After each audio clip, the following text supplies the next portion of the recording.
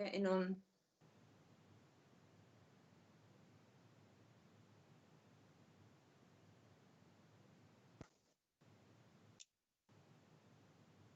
Okay, it's over to you, Councillor Reds. Yeah. Okay, thanks, Jenny. Good evening, everybody. Can you all hear me fine? Yes. Little quiet, Joy, but Chair, but I'm waiting for no one. Yes, Okay, thank you. Could I just ask that you please make sure you switch on your phone for talking virtually, and then use the little hand signal, and Jenny will see them. Hopefully I'll see some of them, but probably Jenny can see all of them. We now start the meeting of a cleaner, greener and safer overview and scrutiny committee. This is my first committee tonight, so apologies for absence. Item 1, is there any, Jenny? Thank you, Chair. No, I've not received any apologies. Okay. Item 2 is the minutes, and as I wasn't here, I have read them. They seem all right to me. Is everybody happy with the minutes from the last meeting? Yes. Yes.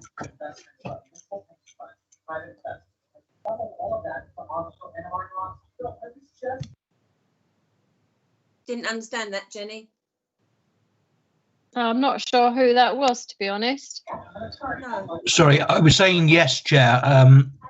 The mute unmute from here is a little bit temperamental. Okay.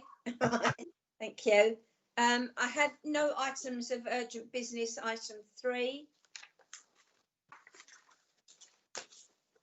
Item 4. Has anybody got any declarations of interest? No. Gather nothing for no. Okay. Item 5, which is on page 13 to 60. I want to all the people that were on the working group, I would like to thank them, because I've read that and it's absolutely brilliant. There's a lot of work in there that's gone into this working group. So my thanks as the chair that's starting, just to say thank you for all the work you have done in this, because it's brilliant. I'll open it up for questions, or we've got, is it Darren doing this one? No, Chair, we've got Councillor Fletcher's going to introduce the report. Okay. Or Julie might want to dip in. Okay. Councillor Fletcher? Thank you, Chair. Just to check, can everybody hear me? Yes. Okay, so Councillor Fletcher, you do have a lot of background noise at all. Are you able to? I'll see if I can that sort of off at all? mute some of the background. I don't actually have a wall between here and the lounge, but 2 seconds. Reams, is it possible to just turn it down a bit? Yeah. Sorry. I'll try and take this outside of, if you prefer. Hang on, folks. I'm going to move. Okay.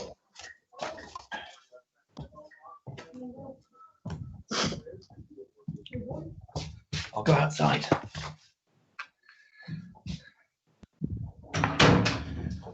Oh.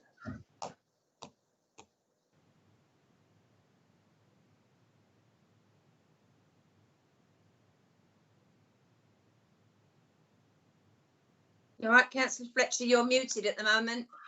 Yes, it seems every time I move, it mutes. That's all right. Okay. Right, can you hear me now? Yes, fine, thank you.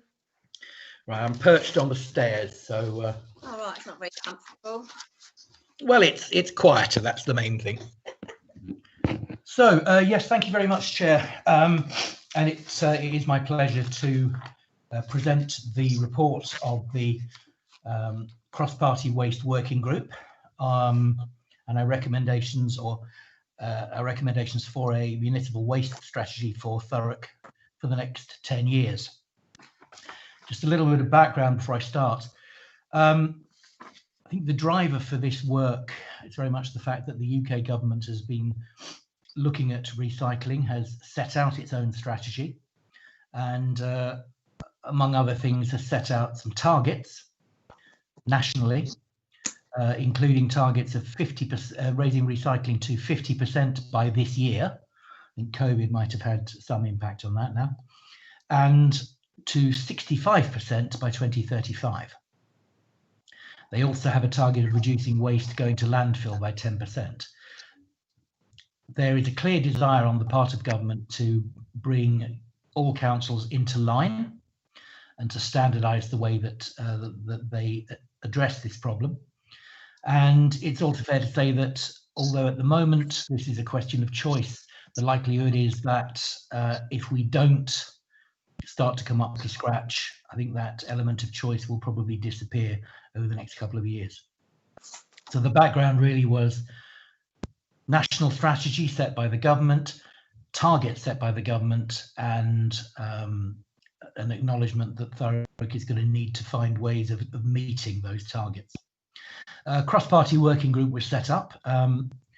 The working group consists of Jenny Smith and Gary Byrne, Shane Ralph, sorry, calling you Jane, Shane, David Van Day, Sarah Muldowney, and myself. We also had Gary Collins and my brain has gone dead on the other councillor that we had at the start.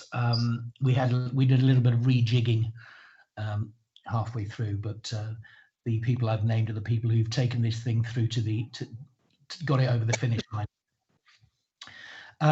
Our objectives were to understand what it is the government requires from us, to look at our options for achieving what they want us to achieve, and off the back of that to set out a long-term strategy.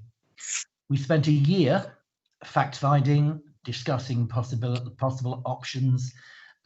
We visited the recycling site that the council uses to understand how they work, how the chain works, if you like, from us through to them. We visited Thurrock's depot to learn more about the great work that our refuse teams do and how that process works. We also visited the Linton site. We heard about current initiatives and how they're working. We also heard more about the bigger picture and what other councils are doing.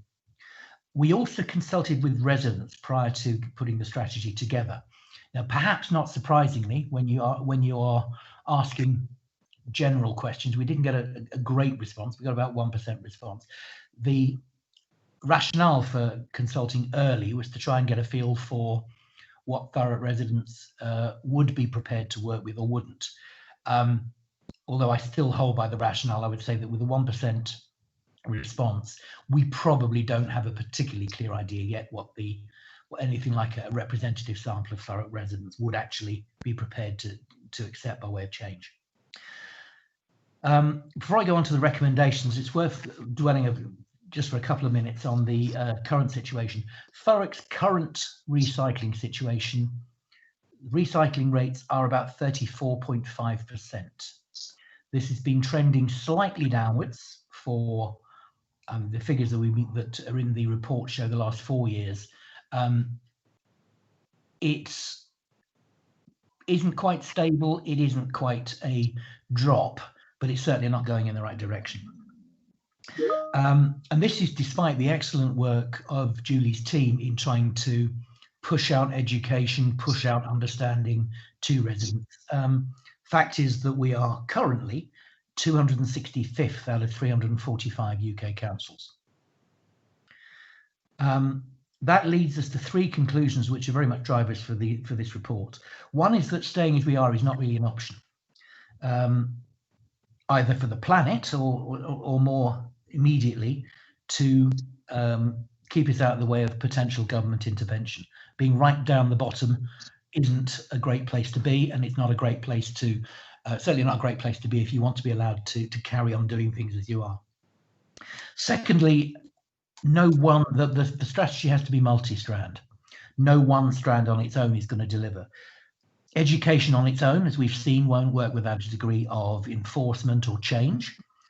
But similarly, changing the way we do things won't work unless you educate people how to use the new facilities or use the same facilities in a different way. So it has to be multi-strand. And thirdly, and I think this is something that we have Gary to thank for in really pushing this particular area, This has to be part of a wider and proactive council strategy. There is no point in asking householders to change the way they recycle and to change their habits if the council itself isn't going to show an example. So I think we really need to think about this not as an isolated strategy, but as part of a broader proactive approach by the council to reducing, reusing and recycling. So on to the main headlines of the report.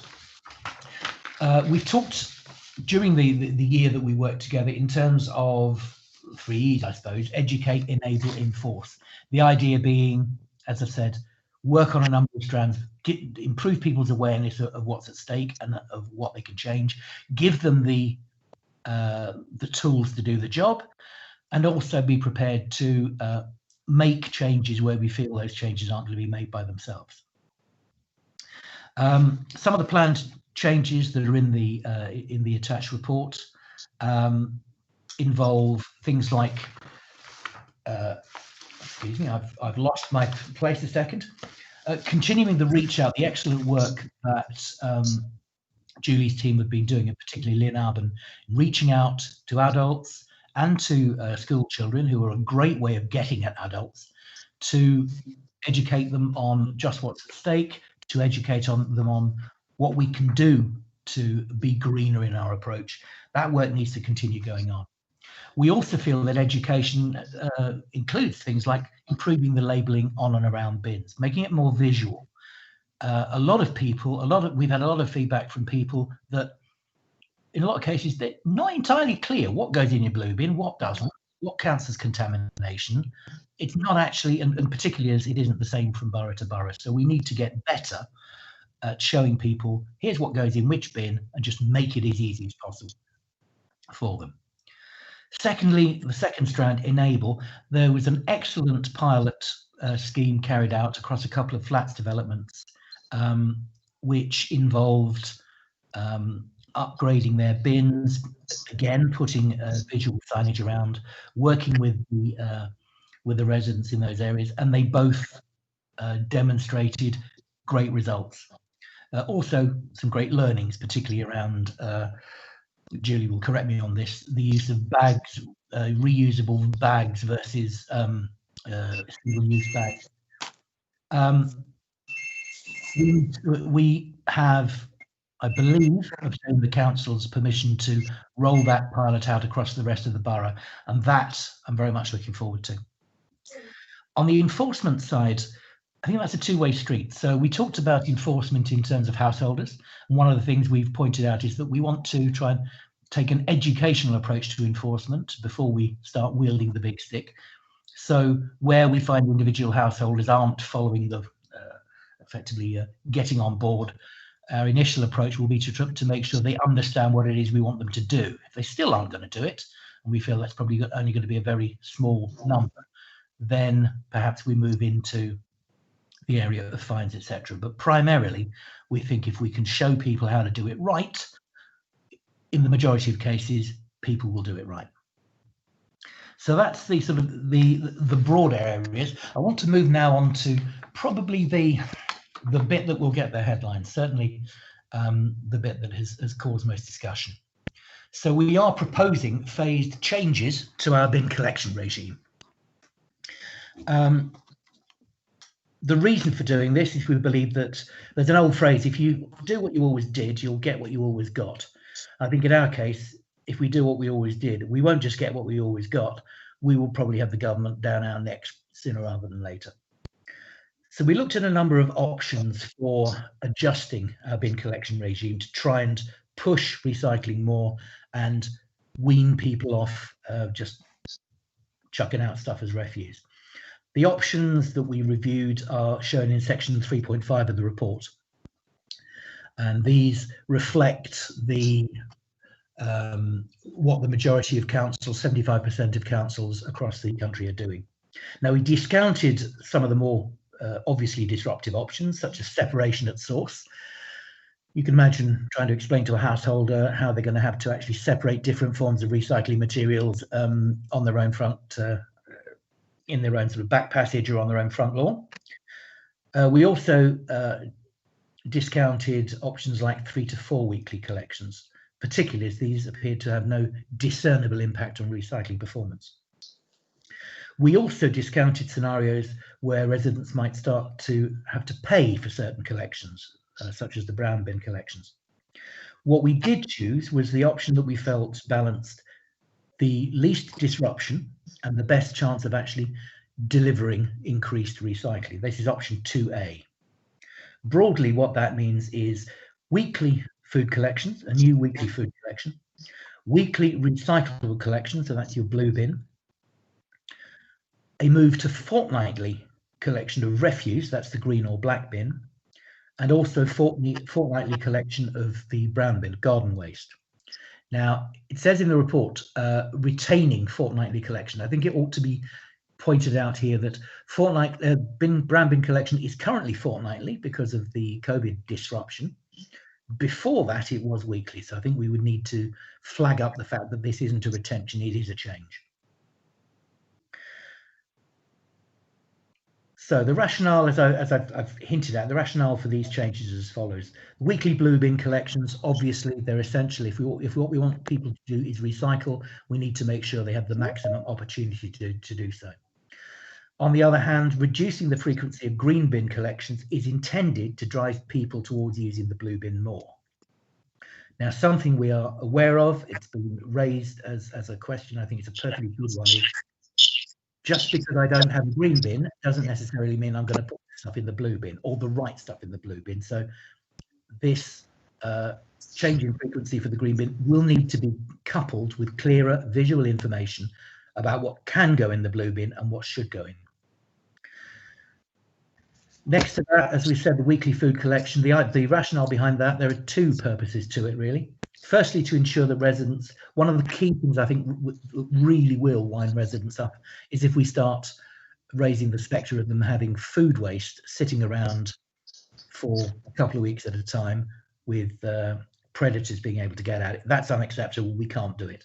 So clearly, one of the purposes of weekly food collection is to make sure that residents can get rid of their food waste at least as regularly as they do now.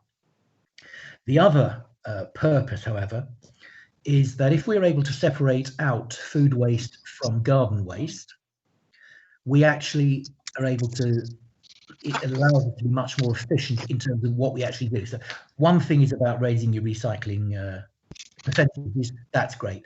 But if you take away your food waste and your garden waste at the same time, it's not a very efficient way of doing it. When it gets to the recycling centre, effectively it gets lobbed into the same bucket. If you're able to separate them out, the food waste goes to animal waste and the garden waste can be used for other purposes. It's a more intelligent use of that waste. So before I sort of finish, those are probably the headline areas, but the strategy has also encompassed another, other initiatives. We have talked about the development of the household refuse collection centre. I would not want to claim that as part of our strategy because clearly that's been up and running since before we started, but it does clearly link into the waste development strategy. The other initiative that will be that would have been going on without us anyway is the upcoming contract renewals, where we have a part to play. There is that we want to see in those contract renewals, A, that the strategy is borne in mind in terms of what we need, but B, that we look, amongst other things, at using those contract renewals to reduce our carbon footprint for our collection vehicles. One major caveat there, as I understand it, it would be lovely to have electric vehicles, but given the size and shape of Thurrock, there are, at the moment, serious concerns about whether an electric vehicle would actually have the range. What we do want to do, however, is to ensure that in looking at the next generation of contracts, that the council consider A, carbon footprint, and B, what it is we actually want to do, which bins we're looking to collect, as well as how many households we're looking to collect for. A couple of other developments worth flagging up. We didn't discuss these in great detail, I have to say, during the meetings that we've had. But the strategy does mention looking at the feasibility of a transfer station in Thurrock to enable an alternative means of disposal. I think there's definitely merit in exploring that. and also the possibility of building an energy recovery facility, which would help us to reduce the cost of recycling and might in fact potentially generate income, because it would put us in a position of being able to recover energy from not only our own recycled materials, but possibly other councils. Those, as I say, we haven't really explored. They are mentioned in the report, but please don't ask me about them in detail because I will just look blank. So just summing up, clearly what we would like to do today is to, well, as I have done, to present this to you, to ask you to note, to comment on the research undertaken, and to consider recommending it to the Cabinet. Before I ask you to do that, I'd just like to note a couple of points.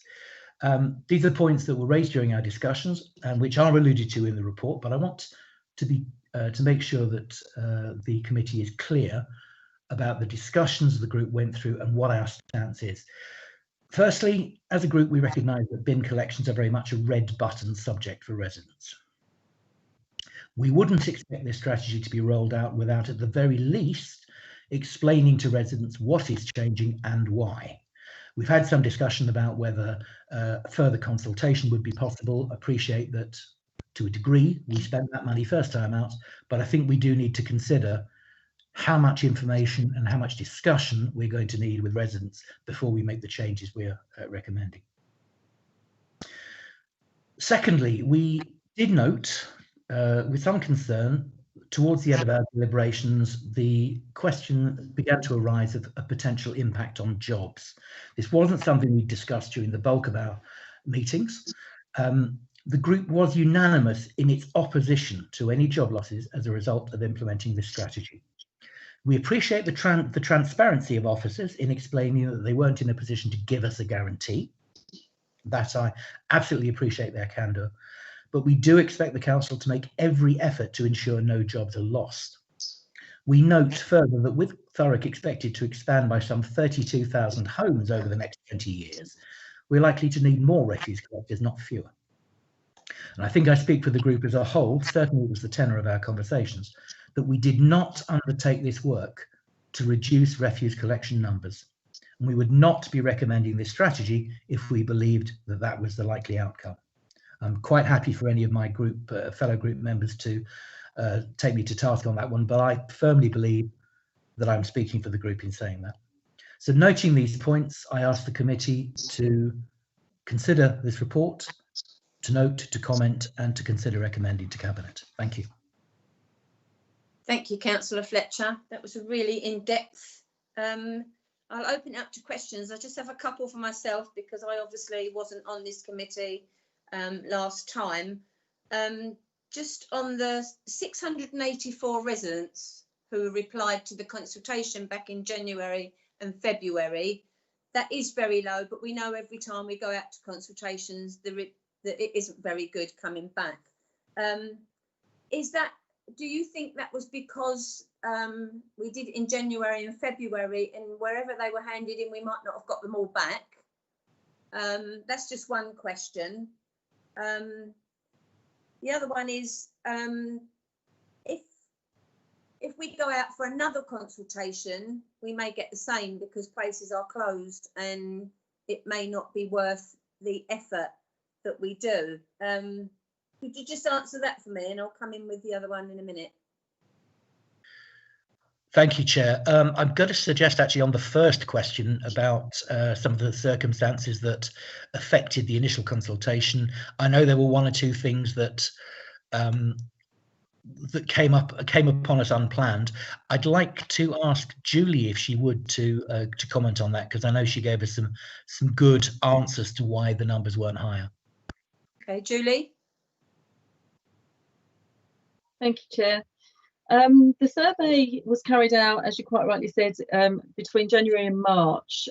We noticed that the uptake, majority of people were sent all households were sent a postcard with a campaign to encourage people to go online and participate in the survey. What we discovered quite early on was that some people were going into the survey but coming out because they were required to put in some of their personal details, so to register, if you like, for the site. So in consultation with the working group, we removed that to make that much easier for people, because the working group councillors were very clear with me that they wanted as many people as possible to join in. The other concern that we had was that there were some areas where people were saying that they hadn't seen the initial postcard. So what we opted to do, and again in consultation with the working group, was we did a mail shot to every household, which included a new bin sticker, because that was something that the working group felt would be really worthwhile in encouraging people to recycle, and also included a best practice guide on what should be presented in which bin. And the letter encouraged people again to go online and to complete the survey. For completeness, because we recognise that not everybody is willing to go online and complete a survey, we also promoted that a paper copy of the form could be picked up from the local libraries and hubs, and people were given the opportunity to return a paper copy form into the libraries and hubs as well. Despite that, as has already been said, 1% take up on the consultation. We also did press releases as well, again to encourage participation, and we used social media to promote and remind people about the consultation as well. We also extended the deadline because we were conscious that people may have missed it, gave them extra time into March, and then ultimately we closed the survey, and that's the result that we got. Thank you, Julie. Just to go back to Councillor Fletcher, who's more involved with that, obviously with recycling, we need to get at the primary schools first, because as you said, they're a great source of going back to mum and dad.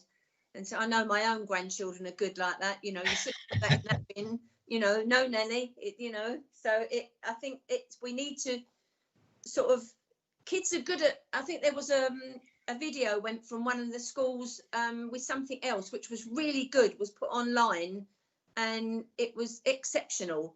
So I think we've got to get to that, and we've also got to get to the manufacturers of all these stuff that we buy from supermarkets that are covered in plastic and everything else. So I think that would be a big thing if we can get them to work with us. Do you think so, Councillor Fletcher? Did you come up against that? Absolutely agree, Chair. The thing that we were reminded, so I think we probably ought to own up to it, is that we were specifically asked to look at householders. However, we have over the year had quite a few very good conversations, and as I mentioned at the start, this strategy can't be seen in isolation. If householders are going to need to change their habits, then businesses are going to have to too. And I think one of the things that we agreed as a group was that the council itself needs to become an exemplar of doing things right. Totally agree with your comments around getting at people through their kids. Mm-hmm. It's crafty, but it works. And Lynn Arbon has been doing some great work there. Obviously, over the last 6 months, she's had to stop that work. Although I think she'd got around quite a lot of schools beforehand. I think we just need to keep on doing it, because the unfortunate evidence so far is that we're not yet seeing the results. That doesn't mean don't do it. Doesn't mean it's useless. It just means that that's a longer term strategy. We will change hearts and minds gradually, but whether we're able to do it quickly enough, I'm not sure. Okay, I've just got one small question and then I'll open it up. I'll shut up then. I just wanted to clarify with Julie, with social media spend, do you know what can you clarify that a bit more for me, Julie, what we're doing? It's £500 doesn't seem a lot of money. Sorry, Joy, with social media, basically we continue to promote using it through our communications team, and as far as I'm aware, there isn't a cost as such, other than the overhead cost, obviously, of staff and time. All right. I'm not sure where you're getting your £500 from. Sorry. It's got on page 49. It's got indicative costs, £500 social media advertising spend. Okay, that's in the forward communication plan, Joy. So we haven't spent any money as yet. Okay.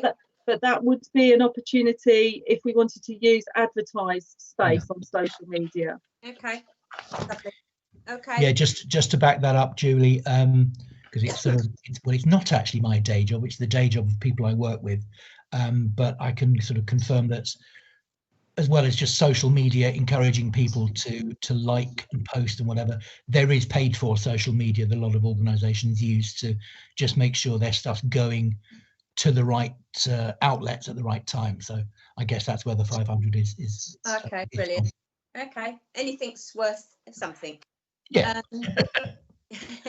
I've got Councillor Lawrence. I can see her hand up. Have you got any others, Yeah, on there? I believe Councillor Kent was first, and then Councillor Haig, and then Councillor Lawrence, please. Okay, Councillor Kent. Are you looking for just questions at the moment, or questions and comments? Just questions at the moment, or comments. I'm not fussed. So towards the end of Councillor Fletcher's introduction, he kind of raised the possibility of jobs going. Where did that come from? Can somebody clarify that for me, first of all? Julie, do you want to come in there? Yes, certainly, Chair. This came about in conversation of, obviously, when we started to look at the models and how they would be rolled out, we were asked what the implications potentially would be. And what I said was, we do have to undergo an exercise which is route optimization, which will give us our final optimum levels in terms of how we roll out the option that's being chosen.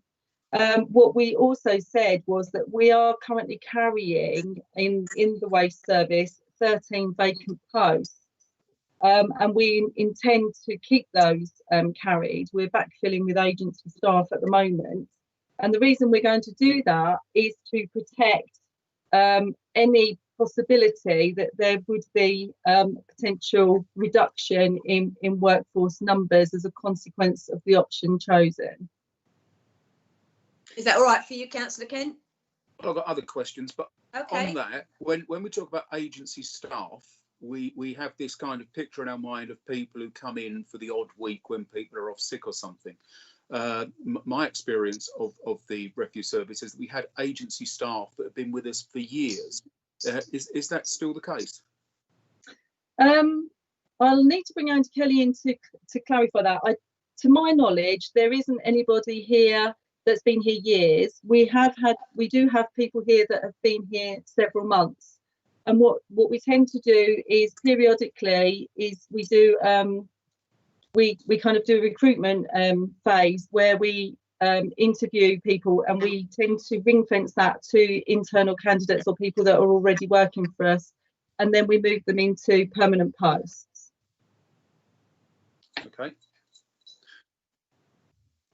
Julie, when you took us through the consultation process to get a 1% response, I think you said there was a postcard delivered to every property in the borough, and when that didn't get the kind of response that we wanted, and you recognised that there had been a couple of kind of dead areas where perhaps things hadn't been delivered, that a letter with bin stickers, best practice guide, was delivered to every property in the borough. Is that right? That's correct, yeah. And can you tell me what the total cost was of the consultation exercise?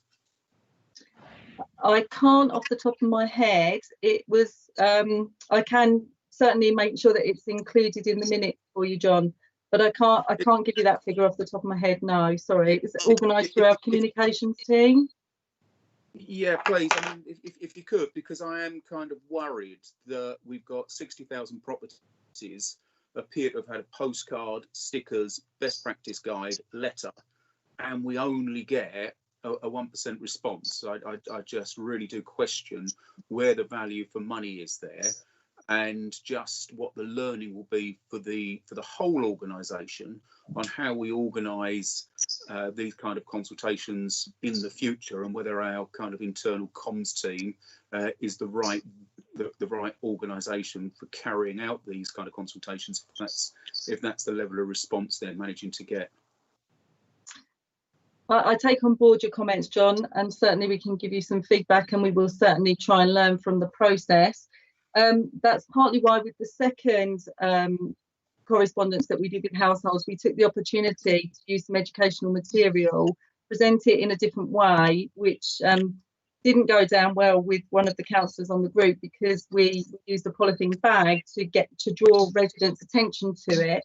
And obviously it was a mistake from our point of view, because obviously a clear plastic bag is a single-use plastic. So I'll say that before one of the councillors says it for me.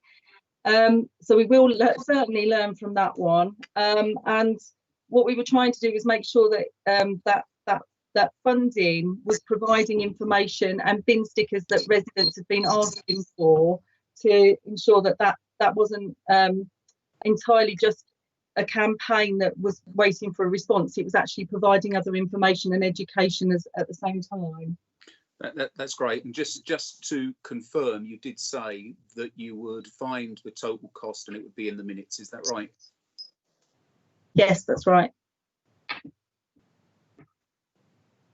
Okay. Did you say you had some questions, Councillor Kent? Yeah, I've just asked my questions, and I'll come back with comments when you open for comments. Okay, thank you. Is Councillor Haigh next, Jenny? Yes, he is. Okay. Councillor Haigh? Yeah, thanks very much, Chair. Mike, yeah, I mean, great piece of work. I've got to say, having been involved in this area quite a bit when I was leader, introducing the 3 bin scheme, it's one of the most sensitive areas, most visible areas of all council's business, really. And John will know, and other councils know, knocking on doors, this is one of the most visible things that people comment on. So it's very sensitive. So it's kind of a bit disappointing, the level of feedback, because we do know if we change things that don't go down so well, we're going to get a lot of sort of pushback potentially. But my question was really, because obviously during the COVID period, there was a change in kind of service, if you like, because of the obviously restrictions, etc. Was there any feedback in terms of those changes that took place during that period that we can actually learn from over and above what was done for the consultation? I hate to keep doing it to Julie, Gary, but I know that Julie mentioned to me, I think Julie, you said you'd had some form of feedback. Do you mind if I pass that one to you?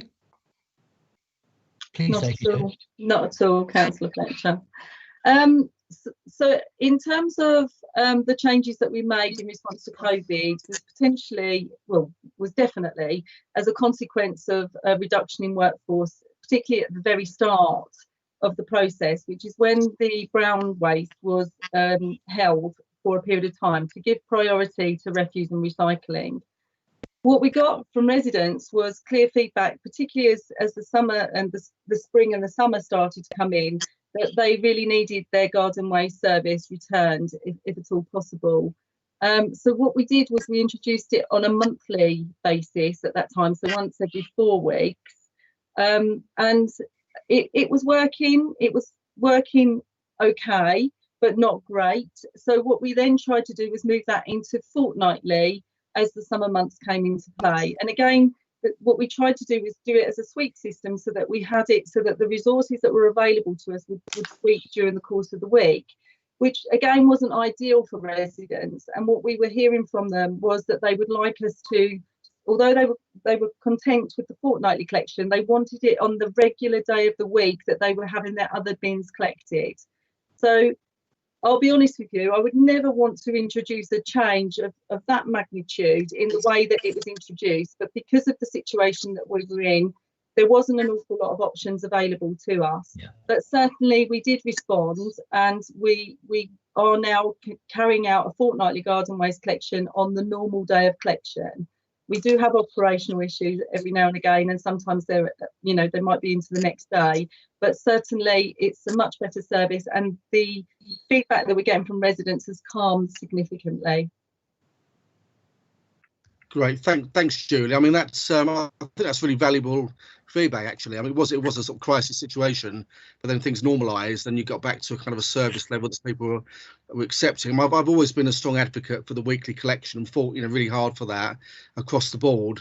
But I do recognise that, you know, we haven't kind of, in terms of recycling figures, we kind of plateaued really. We need to move forward, and I think, and where I live as well, you know, people are definitely accepting of, as you just described, Julie, the sort of fortnightly garden waste collection.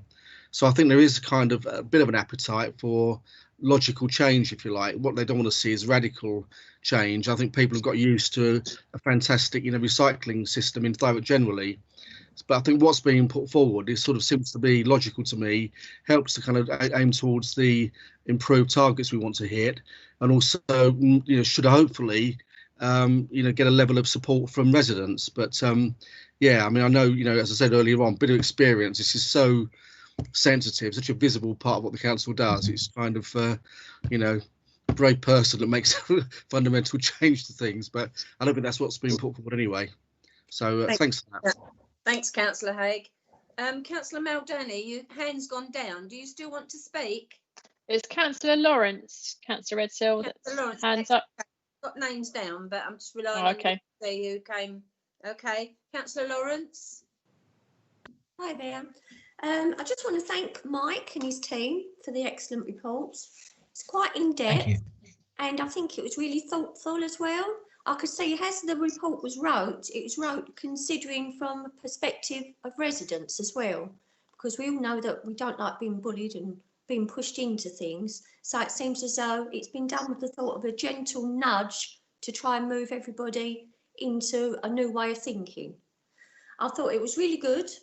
Also, I know this is for questions, but I thought it was really good as well with all the education, because in the past we spoke about it with Jenny and everything's working well. I did find though, I don't know if you've got any information on that, that since the some areas with the brown bins, where it's gone to fortnightly, we've noticed that a lot more people are doing a few more bonfires at home. Because I do understand that a lot of new houses now have got much smaller gardens and they can handle just one bin, but there are also awful lot of properties out there that could fill that brown bin in the morning. So I'm just wondering if there was any ideas of thinking ahead of some way where we could give the opportunity to residents to buy like a discounted second bin, even though it's still only emptied once a fortnight, but at least they've got somewhere to keep it. So one bin's constantly full, I know, but then it's exchanged fortnightly. So there's no need really for the bonfires and dumping in ditches and things like that, which I do know go on. And the other thing is that I know that you said about the current rates are 34.5% for Thurrock recycling, but I was just wondering how long ago that was tested, because I'm thinking since then we've got an awful lot more people moved into the borough, a lot more houses being built. So I'm just wondering how that works between the extra residents living here compared to the extra rubbish got, and with, of course, COVID and everybody working at home. So there's more rubbish in the bins as well, what's being done. So I thought perhaps when those statistics are took into account, they might not seem so bad. Okay, thank you. Do you want to come in on that, Councillor Fletcher? Thanks, Angela. One of them I am going to push back to Julie. My apologies again, Julie. But in terms of the how recently these figures are, they're 2019 to 2020, so 2019 to 2020 figures. So yeah, they'll be first half of the year. I think it would be fair to say that we really don't know what impact COVID has had, whether it's improved the situation or made it worse. So yes, I think it's fair to say we could do with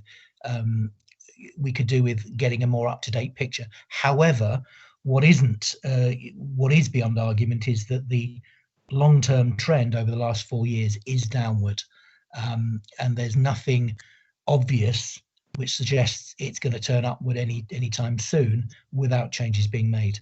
So, you know, in terms of the figures, hopefully that sort of gives you some idea. For me, it's more the trend than the specific 2020 figure that worries me. Now, as regards the point around second bins, we haven't discussed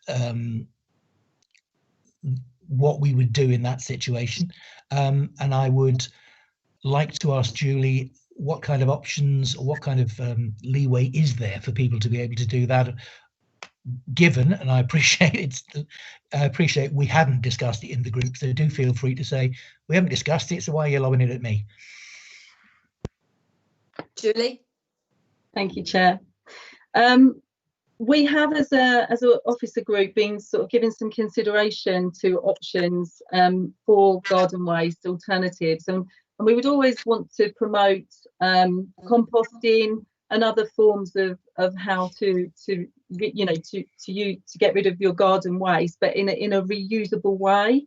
So we have been discussing those. I have to be honest and say we haven't discussed the idea of a paid for second bin, but it's certainly something that we could consider and take back and discuss going forward. Okay. Thanks, Julie. Jenny, I've got Councillor Muldaney and Councillor Rigby. I don't know who was first. I've got Rigby. I haven't got Councillor Muldowney actually. Got Okay. Councillor Ralph as well. I've got Rigby, Byrne, and then Ralph. Okay. Councillor Rigby. Thank you, Chair. Thank you. Yes, thank you, Councillor Fletcher, for the report. I was just intrigued to know why, because recycling is very fashionable and topical, why in Thurrock it has been actually reducing over the years. Did you manage to find out why that was? Good question, and I wish I had a pat answer, to be honest, Councillor, because if we knew that, we'd go straight for that factor in the in terms of our strategy. What I can say to you is that it seems to be in despite of a lot of educational work. So I would feel wrong about saying, oh, we haven't educated people enough. There is certainly over the last year or two since Lynn has been employed, she is specifically, that is her role, and there's certainly been a real uptick in the amount of education being done. I do think, just from talking to ward residents, that there's a lot of there's a lack of awareness in terms of what you can recycle, what constitutes, although they would never use the term, what constitutes contamination. I think there is a lot of genuine what's the word? A lot of genuine confusion about what people can actually recycle. We did during the year at one of our meetings, we had a presentation which went through a survey which had been done with I don't think it was our residents. It was a more of a nationally based survey. There's only a very small number of people who will ever say, I don't recycle because I couldn't give a damn. Obviously, you know, there's never going to be a lot of people who will say that. What you tend to get far more commonly is, I don't really understand what you want me to do. So I do think that education has got to be part of any strategy going forward. It's got to continue to be part of the strategy because people do struggle. And I include myself in that. Over the last year, I've been discovering some of the heinous crimes I've been committing without realizing it. So, you know, if I don't quite understand what I'm supposed to be doing with my blue bin, why should I expect a resident to? Thank you very much. Is that all right, Councillor Rigby? Yes, thank you very much. Thank you. Councillor Smith?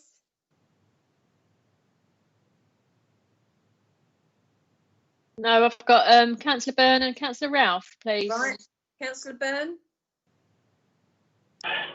Hello, you got me? Yes, can hear you. Hi, Gary. Hiya. It's been an interesting year. So this committee has not been like one of those fluffy committees. We're all nice to each other, and we all like have a nice, and we bring biscuits and we have a nice chat. I have really kicked lumps out of Julie over the last year, and she's taken it on board and she's listened, and it's been brilliant. We've agreed, we've disagreed. This year it's been, but I think we all agree, and I've been probably the worst pain in the bum to say this is all about saving our planet. To do that, it can't be fluffy. It can't be nice. And we have made, apart from bins, we haven't just talked bins, we have talked recycling, single-use plastic. Yeah. We've even got the CEO to agree that we will not buy any more unfriendly print. We will not put poison on lampposts anymore. Those yellow signs are hideous. Absolutely. And we have really drummed that in, and Julia's listened, and Julian has made change. So it's not just a nice little, let's get 2 bins, let's get 3 bins. We have really gone deep, and we have kicked lumps out of each other over this last year. And the result is we are all want to change Thurrock for the good and for our planet, really. So it's been an amazing year. So I don't think it's just been like, hello, with let's change the bins. We have talked, we have abused each other, but I think we have come out with the best result possible for the residents. That's me done. Thank you. Thank you, Councillor. Thanks, Gary. Councillor Ralph. Yeah, I'll totally back up what Gary's just said about taking lumps out of each other. I just want to highlight just a few items to take into consideration at the moment. I know the bonfire issue was spoken about. At the moment, more people got time on their hands to stay at home, and they're tending to do a lot more gardening because they're working from home. So we are seeing unprecedented use of the brown bin at a time when we're actually reducing the service. I don't see that as an ongoing issue as people start getting back into work and moving on. The other side is, don't forget that we are introducing the food bin as well. So they are maybe look like it's going fortnightly, we are putting another service in as well. And I just think that needs to be as a, not a softer to the public, but made aware they should be using that food waste collection when we put it in. Yeah, definitely. Thank you. Thanks, Shane. Everybody, have we got any more questions from any? Yes, Councillor Kent has put his hand back up, please. Councillor Kent. Councillor Kent. I was just getting ready for comments, that was all. Okay.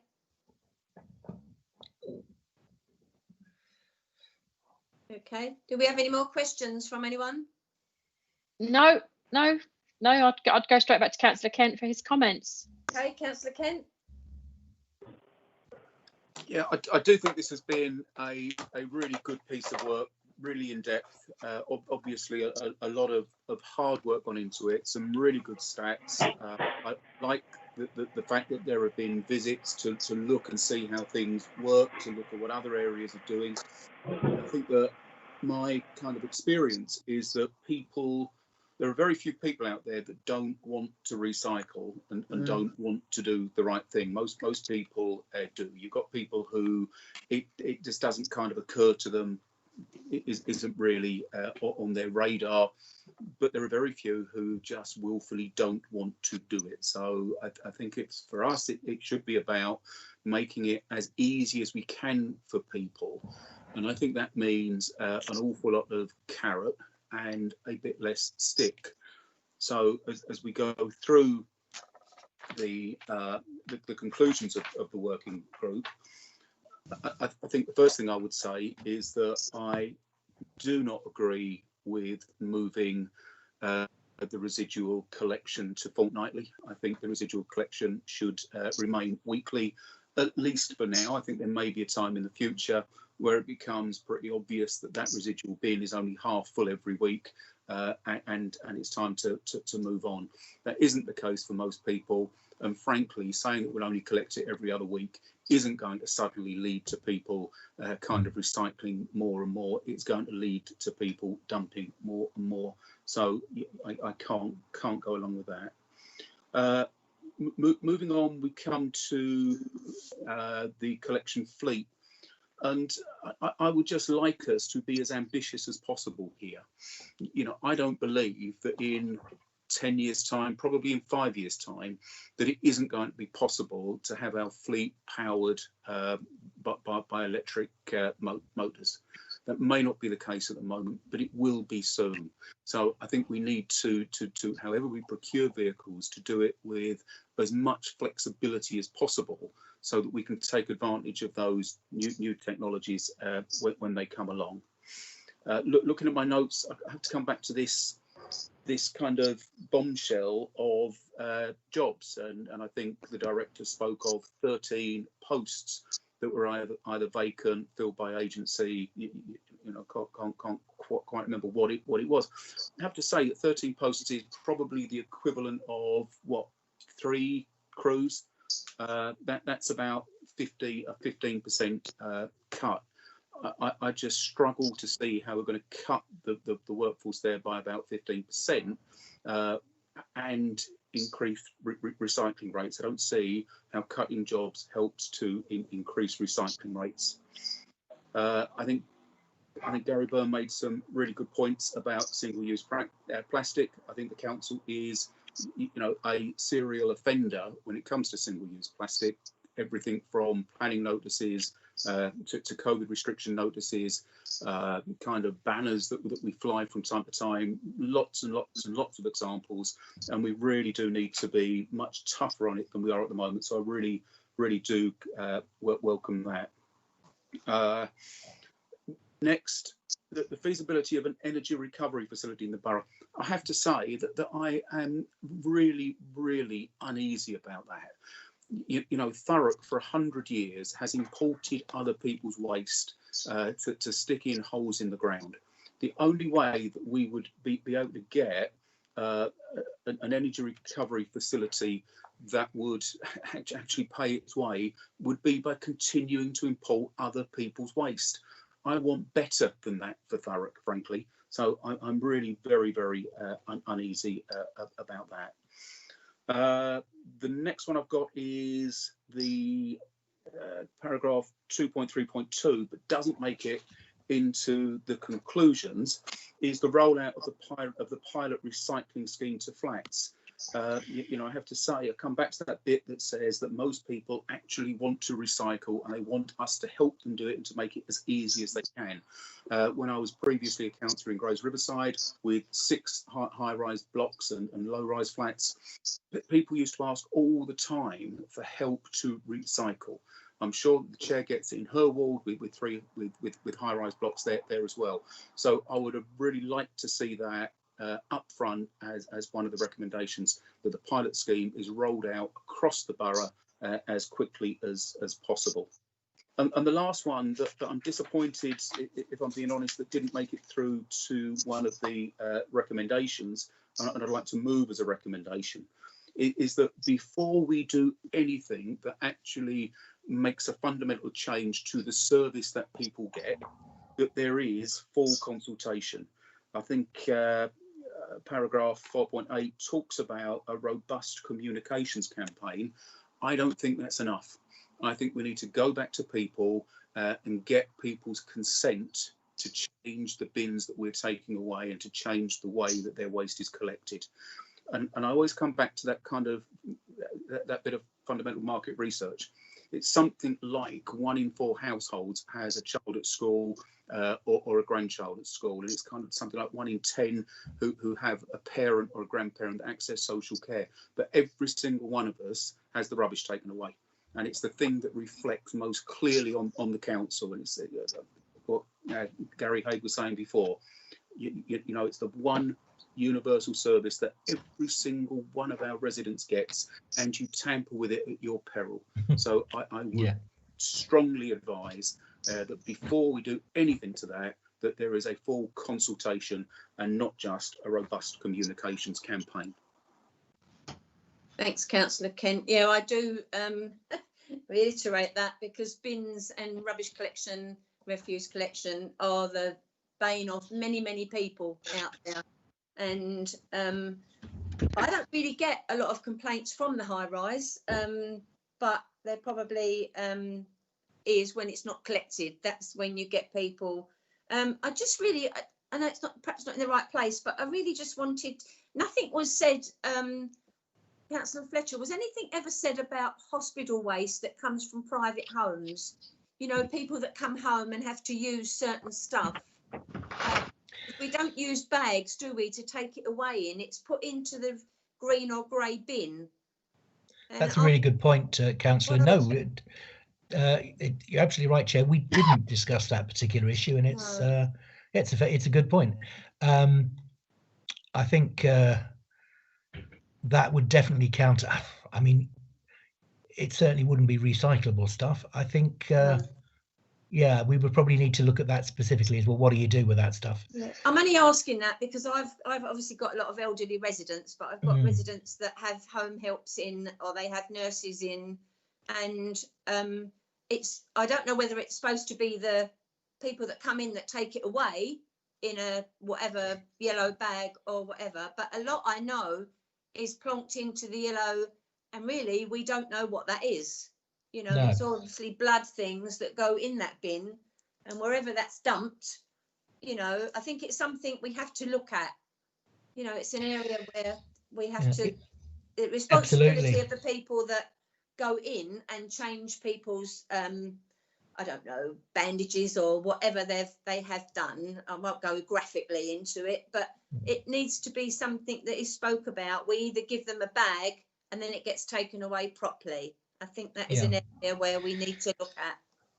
Absolutely. Chair, Julie has her hand up. I don't know if she wants to comment on this. We already do. Julie? My hand's up because we don't do a separate clinical waste collection here in Thurrock. No. There is certain waste that can go into the refuse waste stream, and there's other waste that can't, and it's handled in a slightly different way. I just wanted to come back on a couple of points that John was making, in particular the flats. It's not in as a recommendation, John, because that's already happening. We are in the process of rolling out recycling bins to flatted community areas or houses, you know, where there's more than one person living there. That's already in play. So there was capital funding committed to that project and started to be rolled out in September. The other point I just wanted to clarify was when I was talking about posts, what I was talking about was what I'm holding vacant at the moment, and that's normal practice as part of our policy to mitigate against any potential job loss until the work's been done to look at the route optimization and what type of vehicles we're going to have and how we're going to run these new services as part of the strategy. I don't know is the straightforward answer. We wouldn't be 100% clear on that until we've done that work in more detail. But what we do is hold vacant posts to make sure that we're mitigating against that risk. Thanks, Julie. Brilliant. Jenny, I can see Councillor Lawrence's hand up. I've got Councillor Byrne, Lawrence, and then Ralph, please.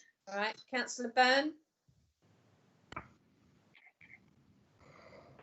Hello, got me? Got you.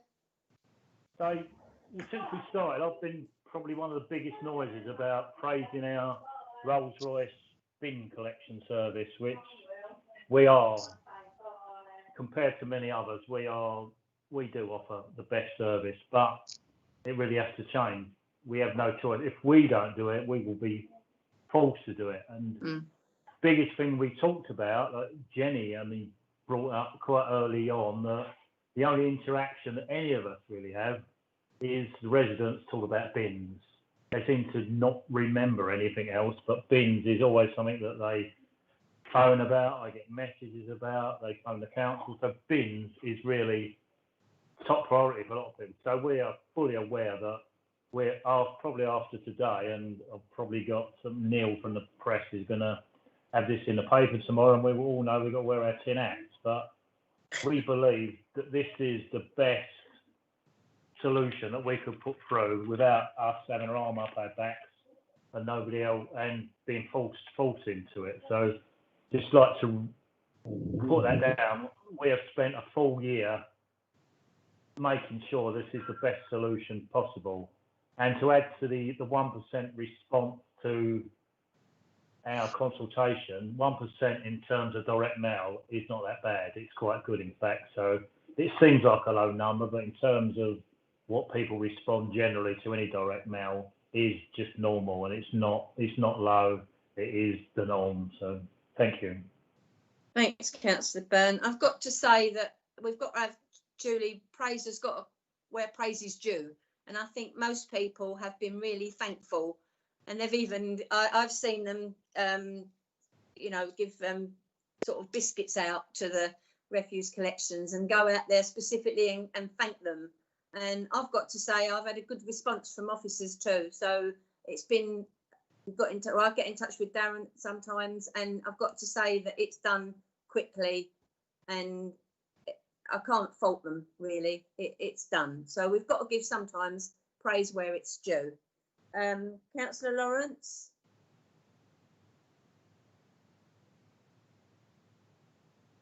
Councillor Lawrence. It's gone. Councillor Ralph. Sorry, I'm back. Lawrence.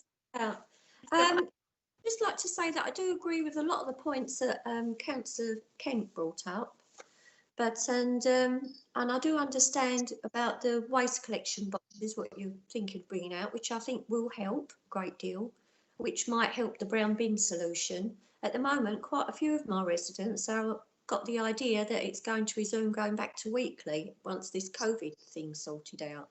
And I think a few of them might be slightly disappointed, so I think that should have to be explained to. And perhaps, like I say, perhaps the people that's got bigger gardens, perhaps try and think of an idea what could help them with their solutions with waste. Otherwise, it's only going to increase more people going to the dump site, and the queues will be extra big there, especially in the summer. It's not so bad during the winter. My other point is that when you was talking about the waste collection lorries and when the next contracts come in, I'm not saying it's a way to go, but I think it would be a really good idea if leasing was took into consideration at that sort of point, rather than just jumping and buying the new lorries. Because my understanding is a lot of times if the lease is viable to go under a contract, obviously you get the up-to-date equipment, it's greener, more efficient and more greener and friendly for the environment, and no cost on maintenance as well. So sometimes that's best to look into before we jump ahead and just go out and buy new things, to see if we can lease and save some money, because that'd be better for the future as well, I think, if it's viable. But other than that, I think everyone's brought up some great ideas and we're all moving forward. In a good debate. Councillor Ralph. Hi, yeah, I just wanted to speak about how we worked when it comes to other councils. We looked at the best councils that are recycling and see how they was doing it, and majority were doing the 2-week collection. And obviously, if the green bin's getting filled up, people tend to use the blue bin. So by removing a weekly service for the green bin, more people are forced to recycle and be more picky about what they put into the green bin and recycle more. And we're studying all the other councils that were hitting their targets, and we were well down. We had to learn from them. We had to look at the people that are getting it right and where we was getting it wrong.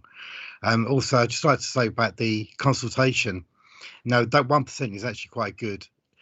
We also did really focus on the community forum pages of pushing for people to get those do the consultation online, and we were still getting a low response. I don't know if it's because we've had a run of elections and Brexit and I know low attempts crossing consultations going out at the same time. There was a lot going on in that year, but I do feel that I know Councillor Kent mentioned about the cost of the consultation. He was concerned about that and wants the money for that, the figures. We're going to spend more money doing it again. And I just don't see that's worthwhile, that spend on now. Jenny, I've got Councillor Muldaney. No, we've got, yes, Councillor Muldaney, then Rigby, please. Yeah. Councillor Muldaney. Thank you, Chair. Yes, sorry, I didn't realise I was going to have an opportunity to speak, so thank you very much for that.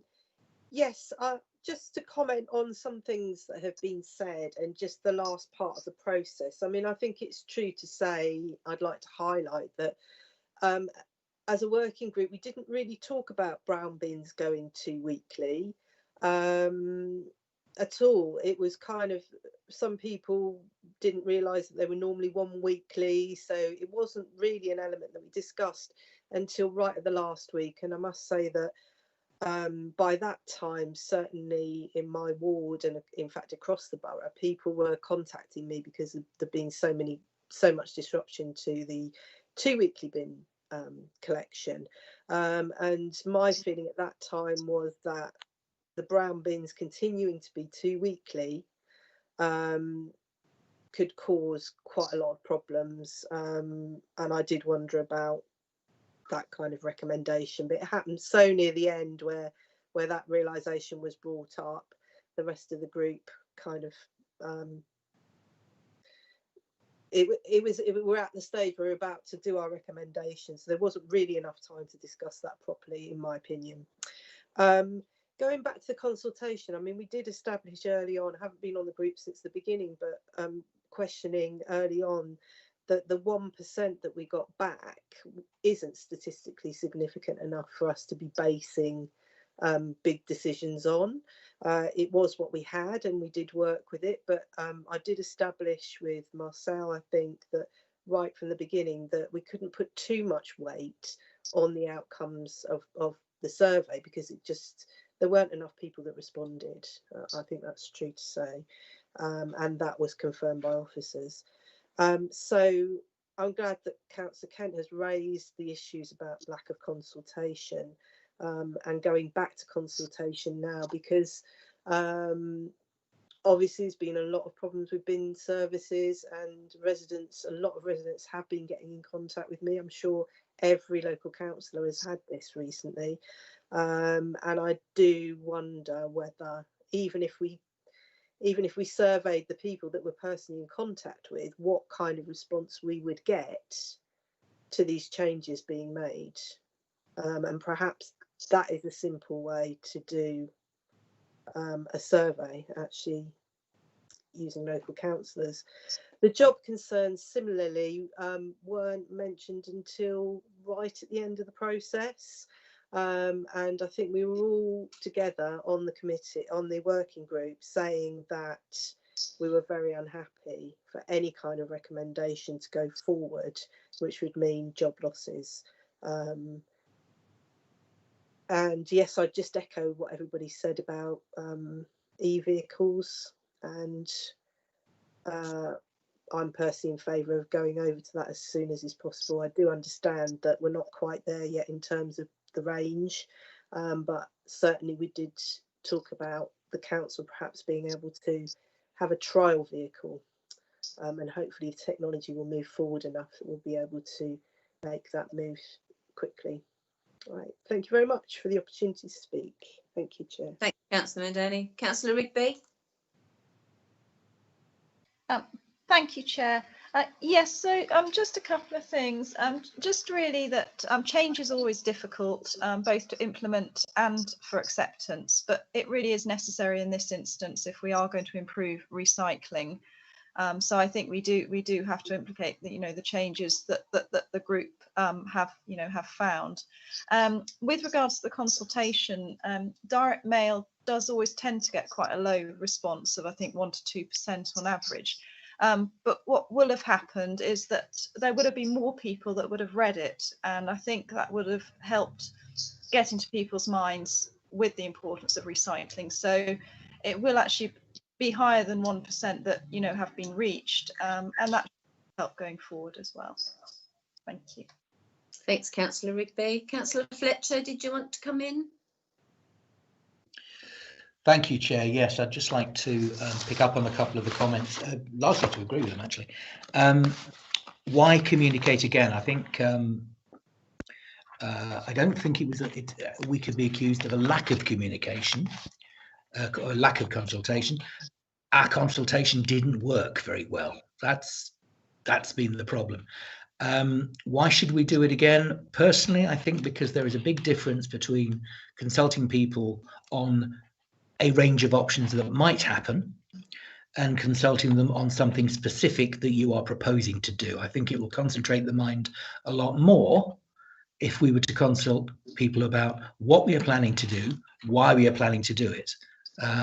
Now, if we went out again and got 2%, I'd look a right fool. But I do believe that there is much more or much clearer content to consult about now, because we're actually saying, here's what we want to do.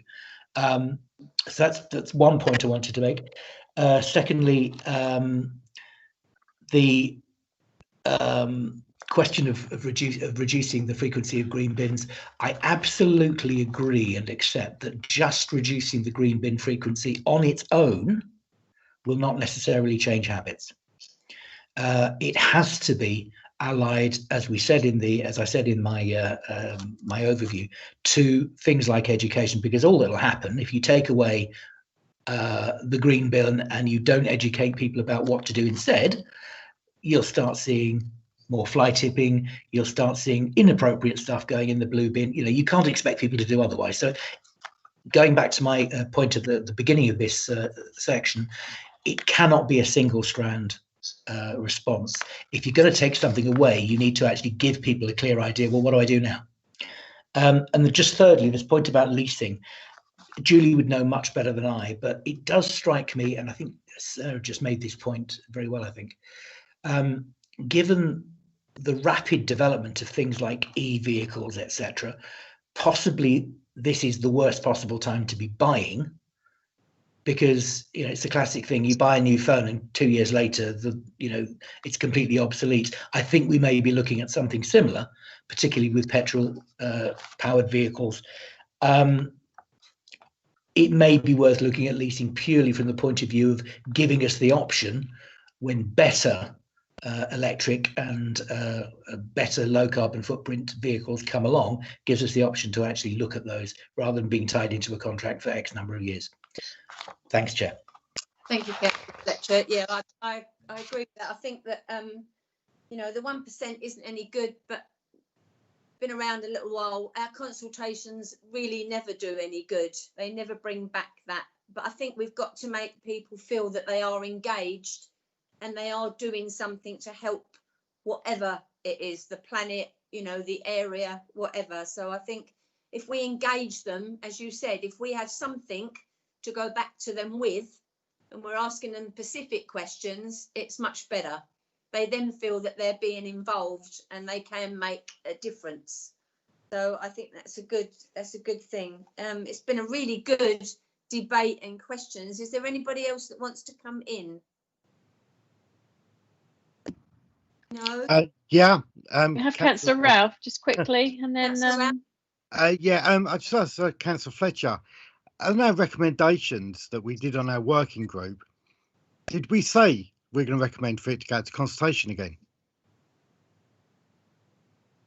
Is that part of our... Shane, no, we weren't. We were told that wasn't really an option. Why are you mentioning it now when it isn't part of the project, the program that we're putting forward? I'm responding to that as a group, as our working group.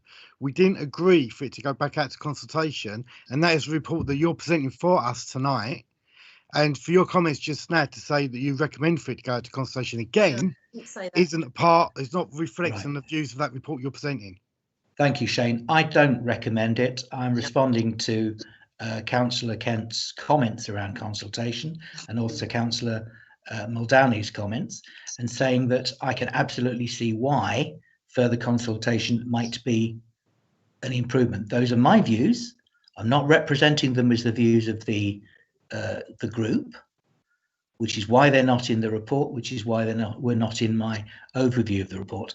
But as an individual, I think you will agree, as we did throughout the year, I'm entitled to my view. That was my view, as just expressed. Yeah, but tonight you're there as the chair of our committee that we worked on.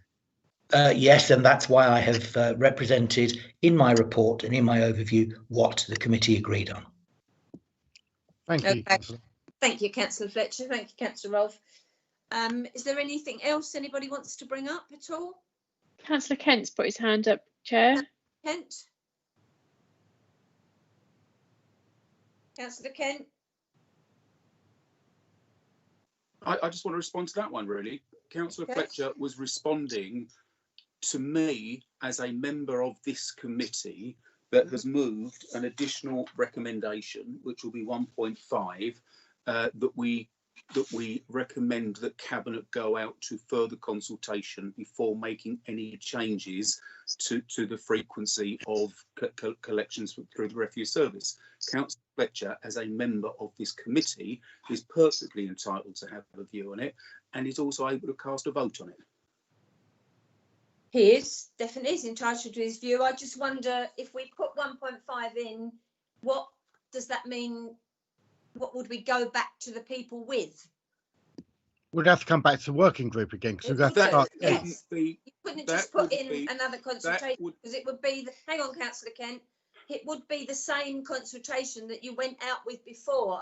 I don't think you've got anything concrete to go out to consultation again. Would be any different to the consultation that's just been done. Councillor Fletcher, do you want to come in? Yeah, I think if we were to do it, if we were to consult, and hopefully this will clarify things for Councillor Alf as well. I stand by what we've recommended as a group, very much so, and I hope that my comments tonight will demonstrate that. I would agree as a member of this committee that we should make it clear to residents what we have recommended. So therefore, if we were to go out to consultation again, it would be to say, here is what we are recommending. Yeah. Yeah, because I don't think you've got anything to go back with at the moment.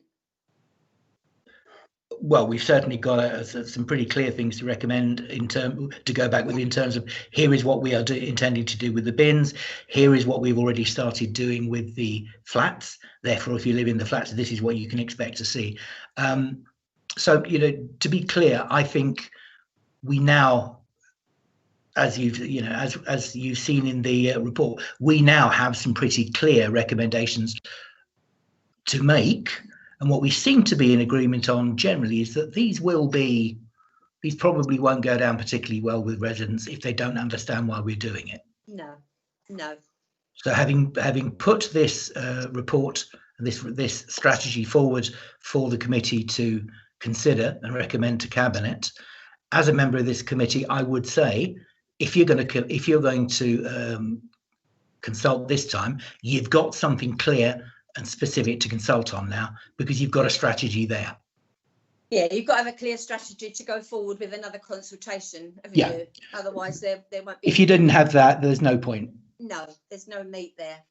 So, did you want to come back in, Councillor Kent? Yeah, I just think there seems to be some fundamental misunderstandings of what the process is and what's going on here. You know, the working group has taken a year and a bit to come up with some conclusions that they are putting to the Scrutiny Committee. We then kick it about and make recommendations in turn to Cabinet. Cabinet is the decision maker, not the Scrutiny Committee. What my recommendation says is that before Cabinet implements whatever it is that Cabinet chooses to do, they should go out and consult on that. It's not about going back and consulting on the same thing. It's about Cabinet very clearly getting some sort of mandate from the community of Thurrock to implement the changes that they will be recommending, that they will be introducing. We're not introducing anything. We don't have the power to do it. We're not the decision maker. No.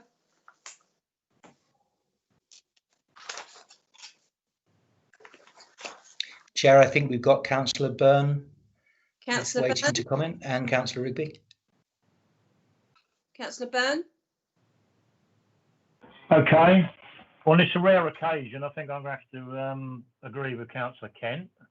And the other thing, what I thought we come up with was Jenny said we would not implement this until we go out to the residents. So maybe we've all got some cross wires and we need another meeting because, yeah, Jenny clearly said we cannot just throw this onto the residents. No. We have to tell them what we're planning. So I can't agree with what Councillor Ralph said, that we're not going to consultation, because the last thing we said, we will not even go any further without a consultation with the residents. So many mixed messages. I think we have got to get together again and say this is it. But I'd say Councillor Kent's got it bang on. So okay. I'm just confused at the moment because I thought we had something completely different. Well, just put another spanner in the works, isn't it, really? Councillor Rigby? thank you, Chair. It's really just to say that whatever happens, our recycling rates are poor and something has to be done. And the Waste Group Committee have worked hard for a year to find out how that's best to be done. And if it is best to be done to change the bin collections, then that has to be done. If it's, it might not be popular initially, but rather than sort of a blanket consultation, there has to just be communication on why that's being done. And if we do have to do something, so whether or not it's going to be worthwhile repeating the consultation, you might just get another 1% back, and it's going to be extra costs. It might be best just targeting it with with communication efforts.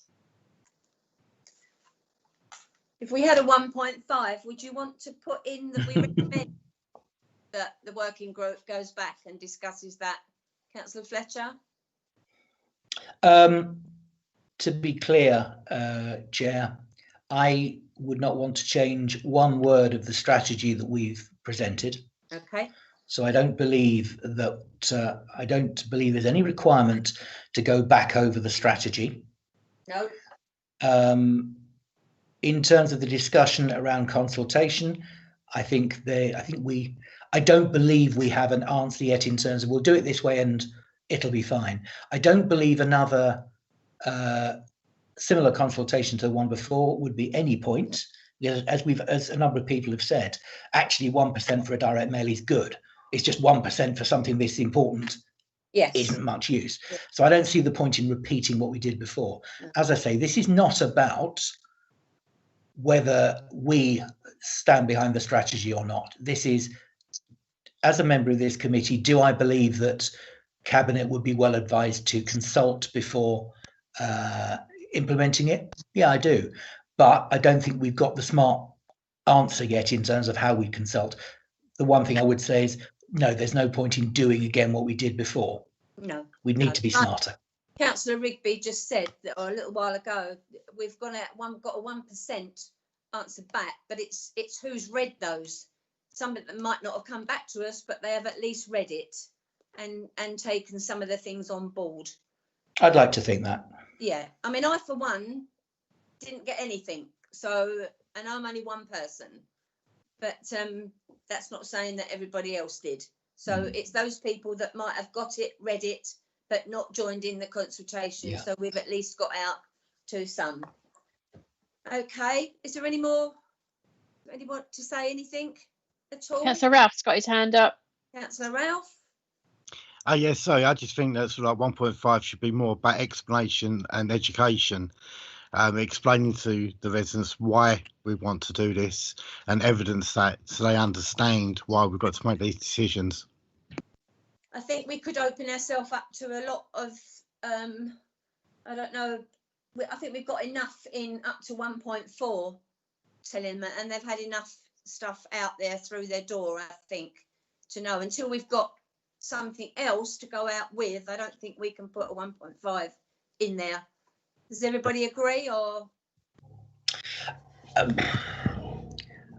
Councillor Kent? Councillor Kent?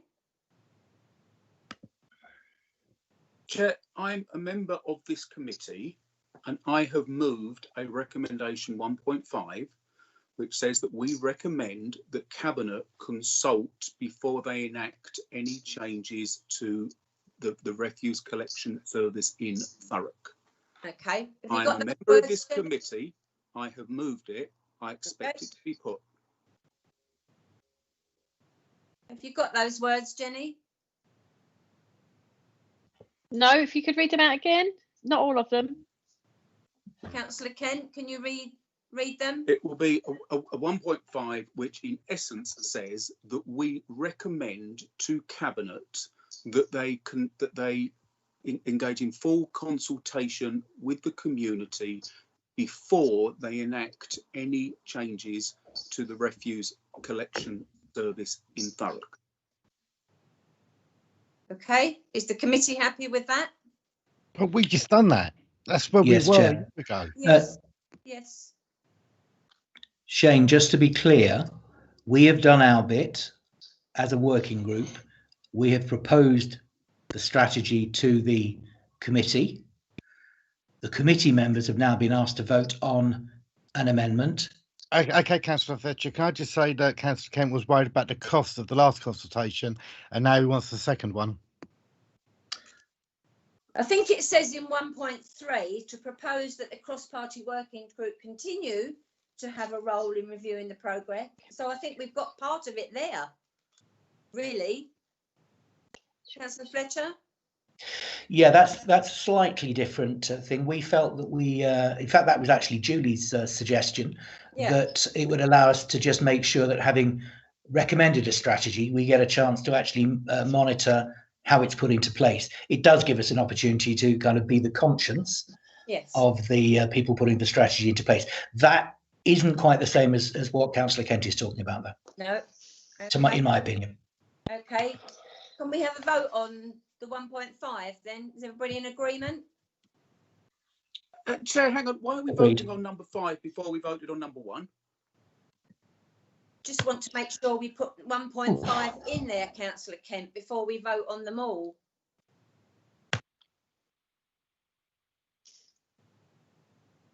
Okay, we'll go to the recommendations. Okay, 1.1, to note the activities and research undertaken by the cross-working group. Everybody happy with that one? Yes, Chair. Yes, Chair. 1.2, to comment on the refresh waste strategy and communications plan. We're recommending it to Cabinet. Agreed. Yes, Chair.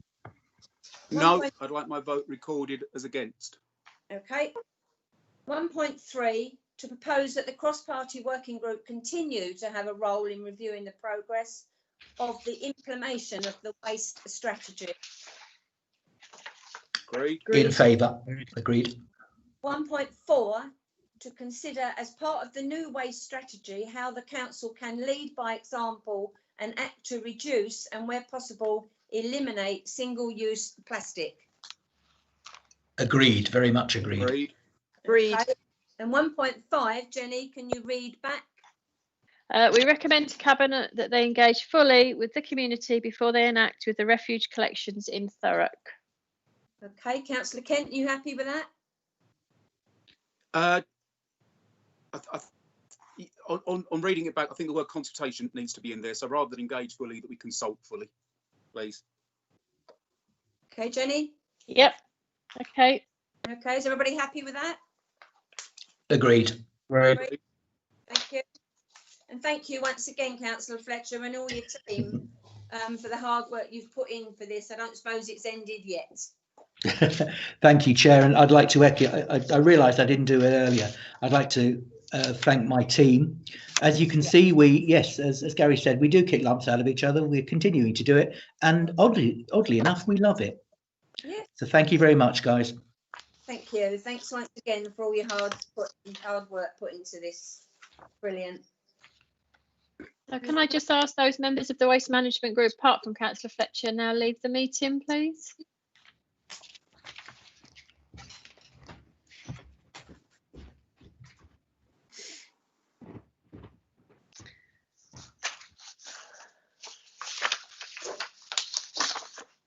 Okay then, Councillor Redstill, we're on to item 6. Yeah. We've got Gavin Dennett is going to present. Okay, public protection work involving animals from page 61. Yeah. Gavin? Good evening, Councillor Redstill, Chair, and good evening, committee members. This is an item that has been requested as part of the work plan for the committee, and the idea is that we'll give an explanation of the animal-related work of public protection. It will touch on the animal-related work of other departments where that is necessary. Councillors would have seen the report. I'm quite happy to give a brief précis of it if that's your. That's fine, Gavin. Go ahead. Okay. The animal-related work of public protection really falls into two main areas. There's the licensing type work of public protection in relation to animals. This relates to things like livery of horses, breeding of dogs, boarding of dogs, and operation of zoos, if that were to be the case in Thurrock. That's really a fee-based. They're fee-based activities. They're undertaken by officers within the licensing team who renew licenses and check conditions, visit premises and the like. We also use a number of contractors for specialist activities. That includes people like vets and that kind of thing who have the specialist knowledge to undertake inspections in certain circumstances. They then make recommendations to the licensing team who then issue licenses or line and pass up the licensing committee as is necessary. It's, as I say, it's a fee-based activity, so it's cost neutral by and large, but it's something that we've done for a number of years.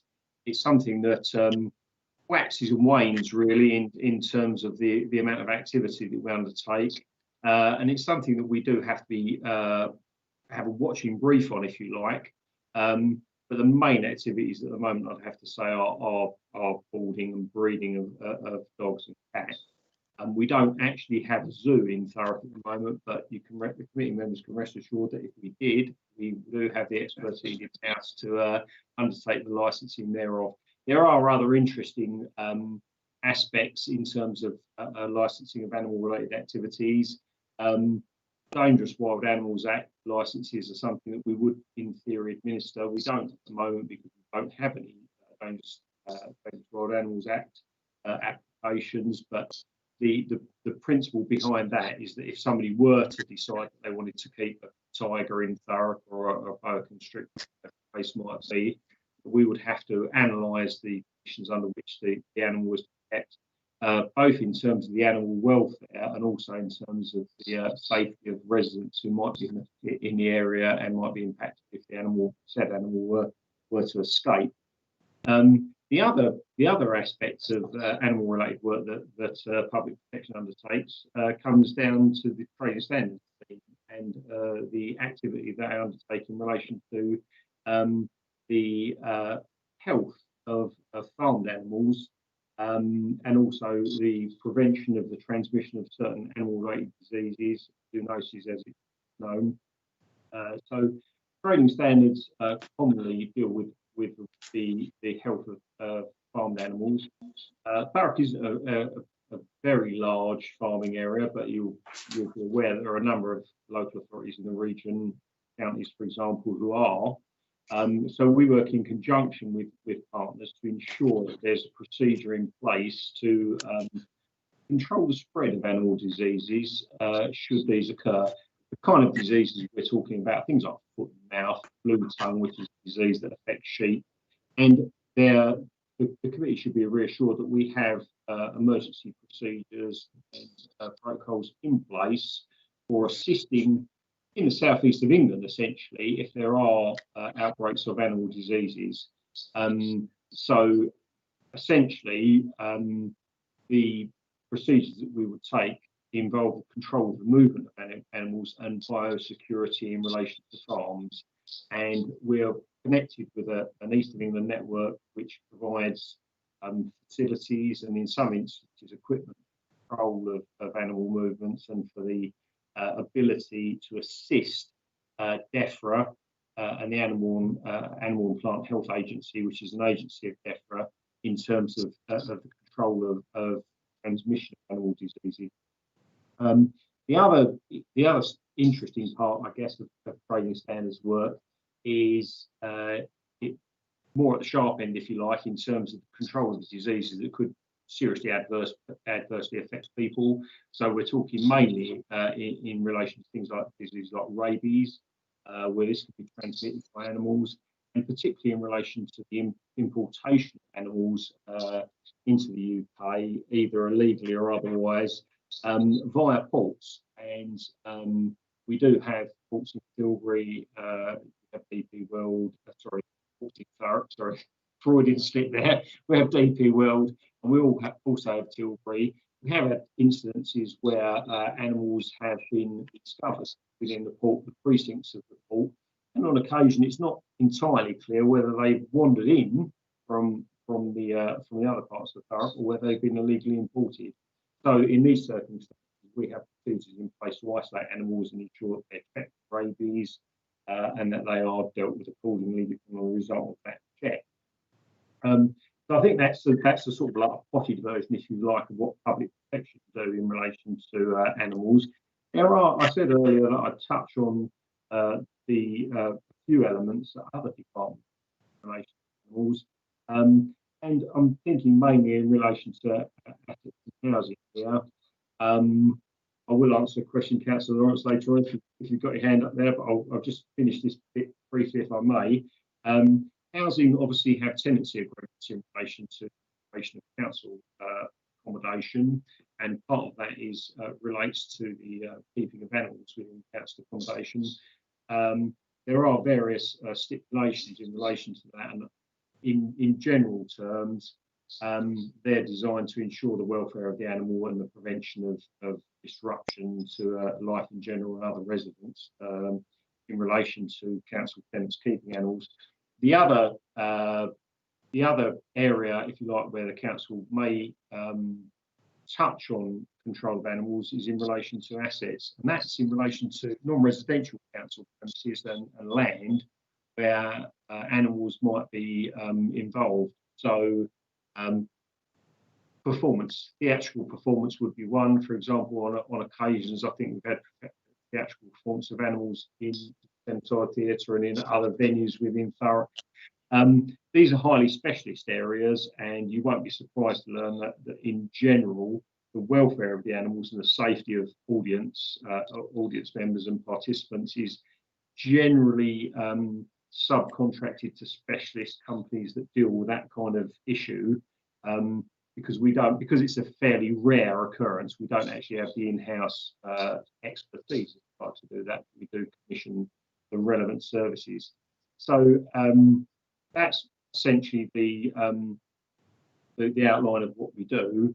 The recommendation, when it's put, is note the context of the report, and I am of course happy to take questions in relation to it. Thanks, Gavin. You touched on a bit I was going to ask actually. So I think with the tenancy agreements, we've got to be a bit stronger on that. I've had a couple of cases on mine where animals, and I'll probably phone you up on that later on, but don't want to put that out on the screen at the moment, but where council doesn't always follow up. You know, if someone's in a new house or flat, they should get in touch with the council unless they take the animal with them that they've had already. I think we've got a lot of people who have got 2 or 3 dogs, 2 or 3 cats in one flat. You know, so I think we've got to be a bit, and animals that are dangerous. We have a few of those as well. So I think we've got to be, council has got to be quite strict with the tenancy agreements and follow up. And I'm sure there's many councillors that have had things on their books that they've had to get in touch with someone, but it sometimes doesn't get to follow up. So I don't know how you can tighten that, Gavin, with housing. Okay, it's something we would have to refer to housing. I think there is some latitude in terms of the stipulations that the council's put in their tenancy agreements in terms of, for example, things like disturbance from animals and potential risk from animals, and also the welfare of animals. That's something we can speak to housing about, and I can come back to you. Right, it is within the council's gift, as I understand it, to introduce stipulations. Lovely, thank you. Councillor Lawrence.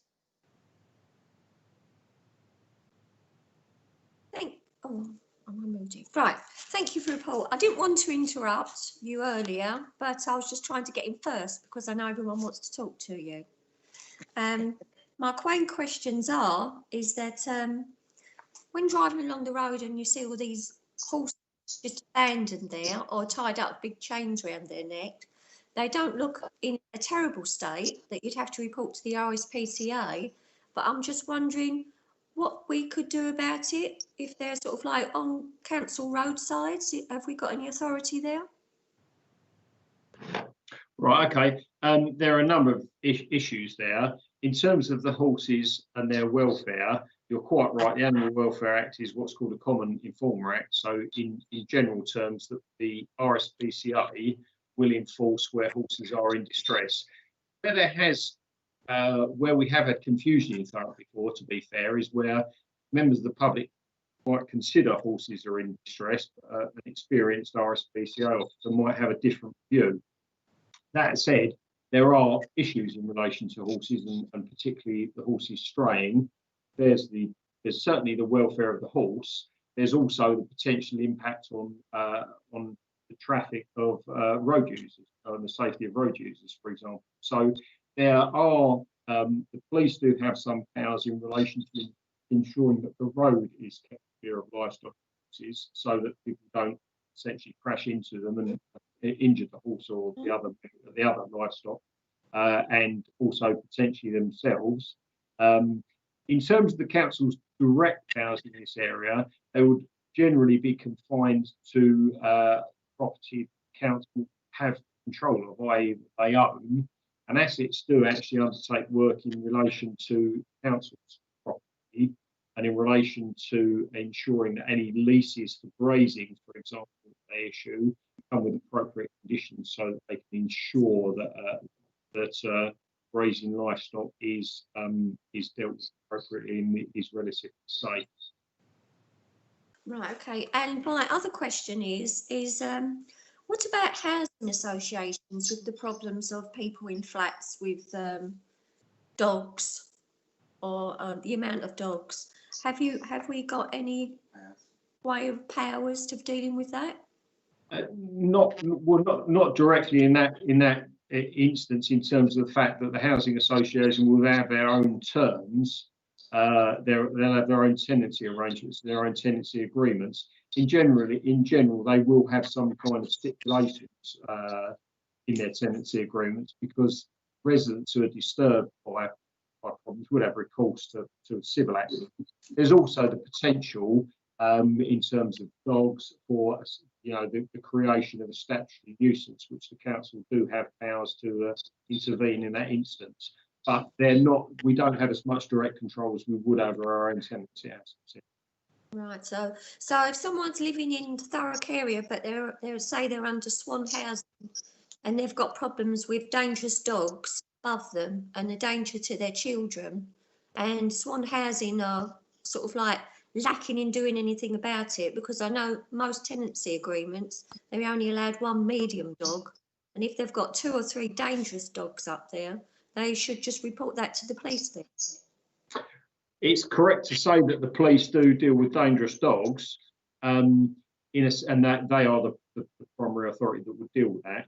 In relation to tenancy agreements for housing, though, there are other considerations other than the actual physical safety of other residents. So we're talking generally in terms of things like odour and noise might arise from dogs. So there are council do have powers in relation to that.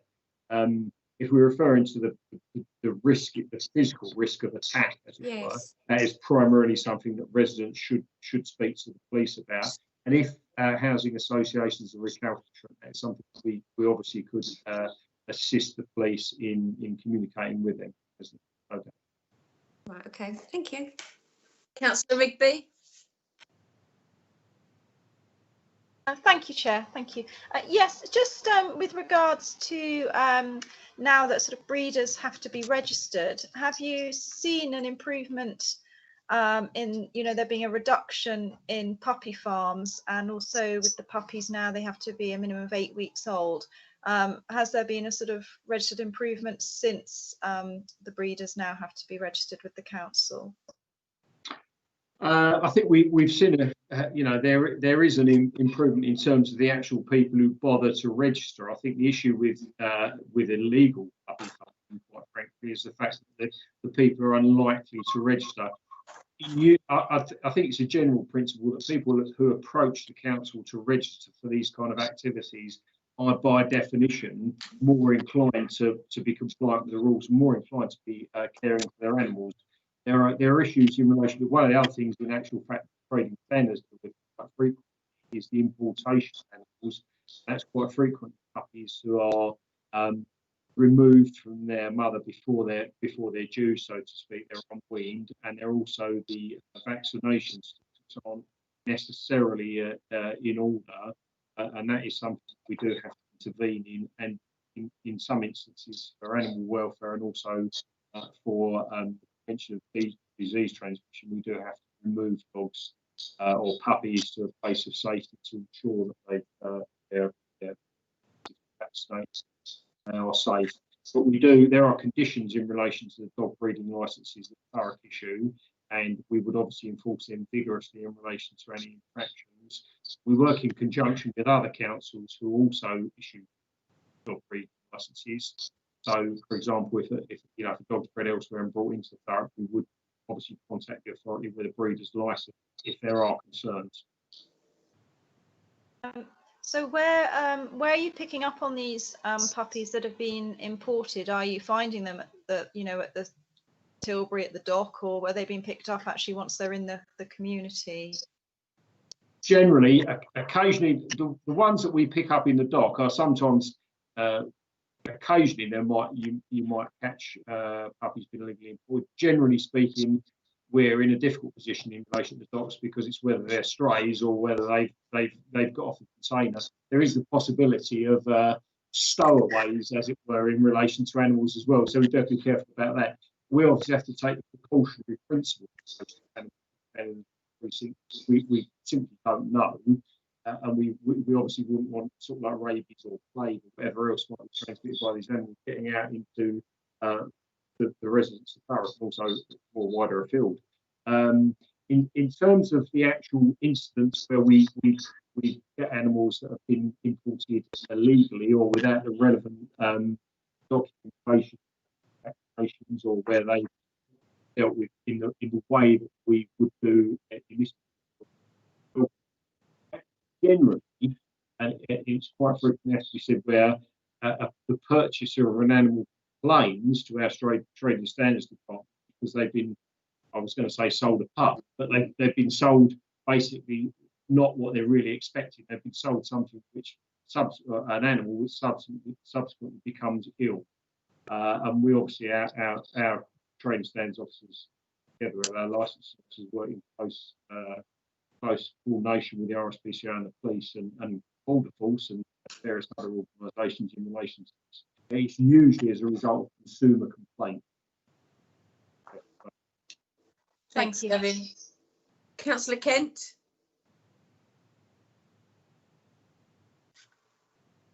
Yeah, I asked for a report on animal welfare to come forward as long ago as last May. And now that it's got here, I'm really, really disappointed with what we've got. Terms of reference of this committee include animal welfare. I didn't want something that just looked at public protection work involving animals. This council hasn't revisited its animal welfare policy for, I reckon, 20 years or more, and it's about time that we did. So really disappointed with this report. Doesn't do what I'd hoped for. Can I ask a specific question though? What is the council policy on the sale of live animals from council premises?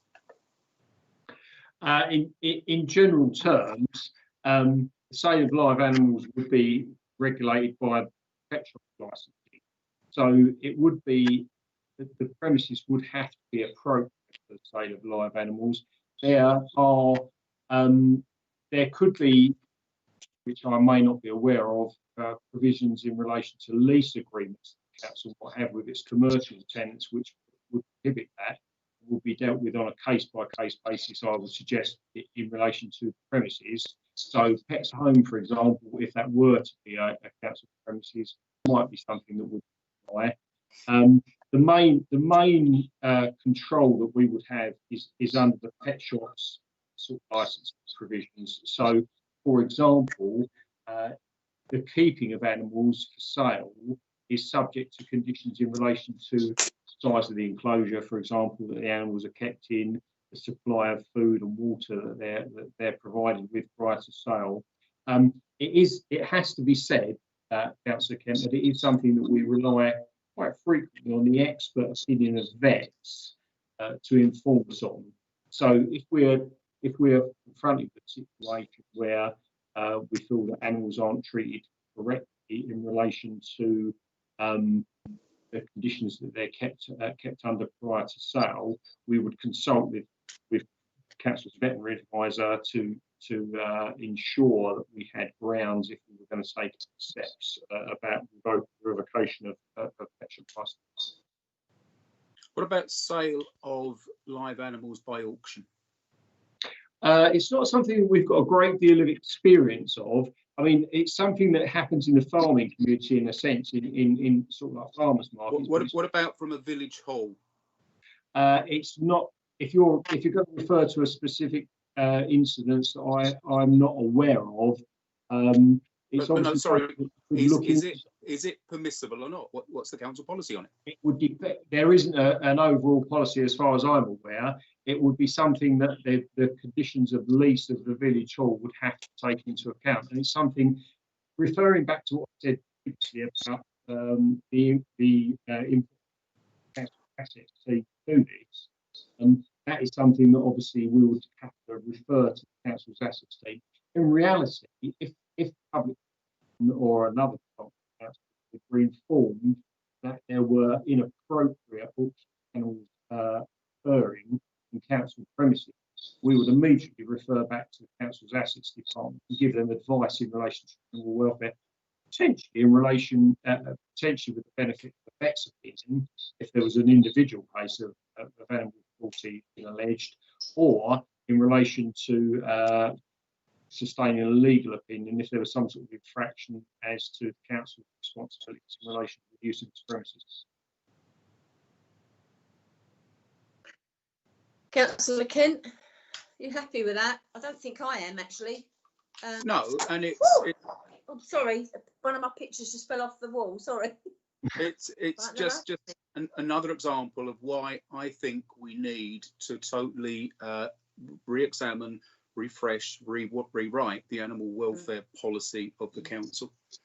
I think it's Gavin's right. I think that if that's going on in a village hall, that's up to assets, isn't it, to pick that up, really, Gavin? But just before I finish on that, I think what I brought up just now about council, I think council needs to tighten up, because I know quite a few people who are breeding from a flat or breeding from a garden, and unless the council picks them up, we can't do anything about them. You know, we've still got dangerous animals in properties which the council don't pick up on. So I think it might be something, I don't know whether Councillor Kent would agree, I think it's something that perhaps we should bring back to this committee, so we tighten up on some, perhaps bring somebody in from housing as well to help on this. Gavin, do you want to come in on that? Yeah, I mean, I think there are a number of issues there in terms of the sale from the council's commercial estate. We would obviously consult with assets, or we would advise assets in relation to any animal licensing should issues arise.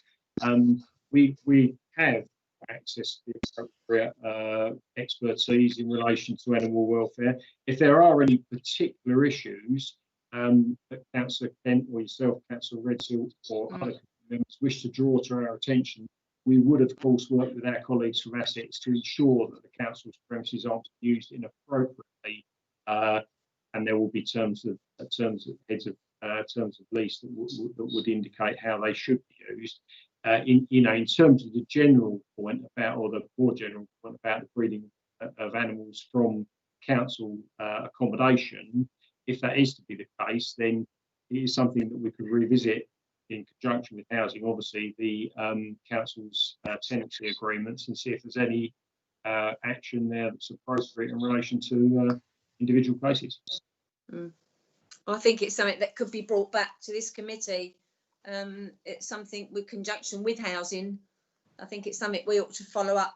I don't really, probably not getting at you, Gavin, but I don't think there's enough meat in there for us to, that we wanted probably a little bit more. I would have done anyway, and I didn't ask this to come. Councillor Kent did, but I think I would want a bit more meat on the bone in there. In terms of, you say meat on the bone, in terms of the use of council premises for the breeding or sale of animals we're referring to. Yeah. I think that's something that can probably be appropriately dealt with by council's tenancy and lease terms for residential and commercial property respectively. And that's something that we could refer to the council's assets department and housing jointly. That is a problem. I see Councillor Kent's shaking. So there's obviously we do it all the time. Sometimes we pass the buck, you know, and I think we've probably got, as councillors, get lots of complaints of things going on, but sometimes it's not stiff enough. You know, you're in a council property and the rules are the rules, and sometimes they just break them. You know, so I think I don't know, Councillor Kent. Councillor Kent. Yeah, and I'm sorry, Gavin. I was shaking my head, and it's not because I kind of necessarily disagree with you. It's just that the terms of reference of this committee include animal welfare, and as an overview and scrutiny committee, with that as one of its terms of reference, is for us to take an overview of the full range of council services and the way that animal welfare is impacted by those services. So I believe it's for this committee to review the animal welfare policy of the council, to make recommendations to Cabinet, and then for Cabinet to tell lands or property what will and won't be acceptable, not for them to tell us what is or isn't acceptable. It's the other way round. So I come back to it. And if I were to move a recommendation, other than the recommendations we have before us already, it would be that a working group is established to review the council's animal welfare policies. You're quite correct, Councillor Kent. Obviously, the council's animal welfare policy is the province of councillors, and we would obviously comply with any requirements that are placed on us as a result of that policy. It would be a political, I guess, the input of a working party to do that. Okay, Councillor Rigby.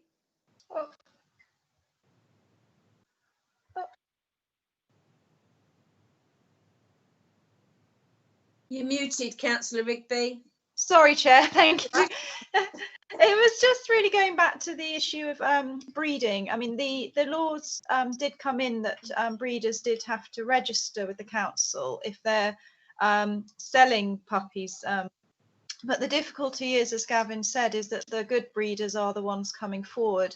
So what we really need to do is try and, you know, find those ones, as you'll say, that are having puppies in the garden and, you know, they're not registered. It's how we get those to the council's attention, and that's something that really needs to be looked into. Yeah, I think that is correct, Councillor Rigby. The issue is that the responsible breeders who actually come forward are probably not the ones we've got the issue with. They're the people that fly below the radar, and there's also the breeders that aren't actually situated in Thurrock that sell into Thurrock well from abroad or from other places. Gavin, a lot of them are actually sold in car parks, you know, and I know of a couple, you know, of cases, you know, where people buy them for so much money, but do it in a car park. I think most people would want to see the mum and dad of the, you know, the puppy they're buying, but it doesn't seem to be that way at the moment. I don't know what else we do with that, but I think with what Councillor Kent was saying about a working group looking at that, I think it's something we've got to do, you know, because it's happening in a lot of Thurrock, you know, even with, like I said, with council property, where we're not following up stiff enough. So, is anybody else?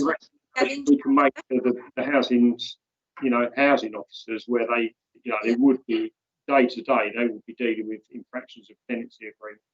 And we could certainly make the recommendations to the housing officers that they would need to be mindful of the potential infractions of animal welfare and the council's tenancy regulations in relation to that.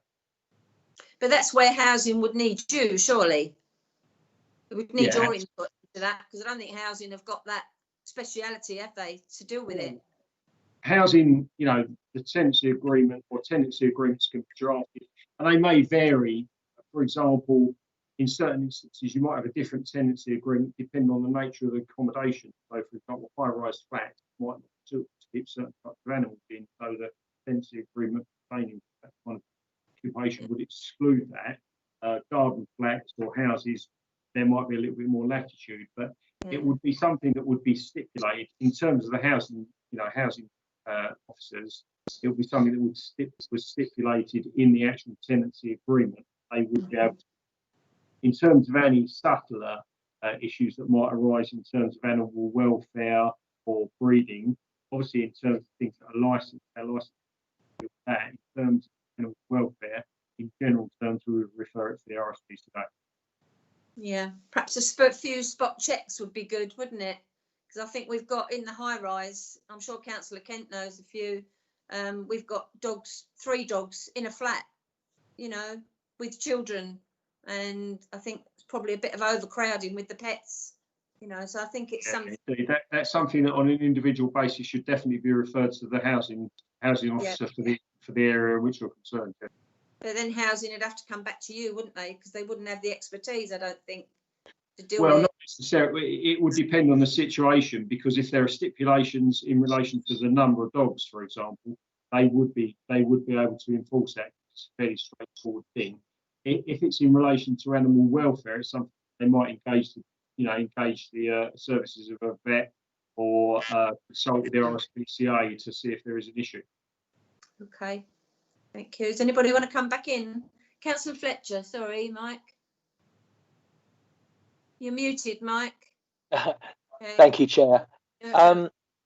Just going back to Councillor Kent's point, I think, Gavin, as you say, I mean, the issue is that depending on the situation, the circumstances of a particular problem, it might be a different department having to deal with it, whether it's housing, whether it's assets. And this very often is where we as a council can fall down, because there's different departments dealing with different things. There's a lack of commonality. This is why I would say we need a clear and up-to-date policy on animal welfare that the housing team, the assets team, and whichever other team can then use as their basis for knowing when and how to act. Yeah, definitely. Gavin, do you want to come back in on that? Okay, we would, you know, if the council's animal welfare policy is to be updated, then I think that is something that would appropriately be done via a working party of councillors with the appropriate input from various departments, including housing, including public protection, and including assets.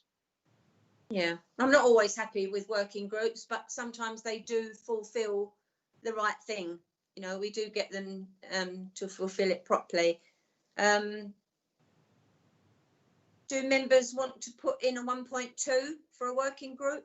Is everybody agreed with that? Yes. Okay, Jenny, have you got the words?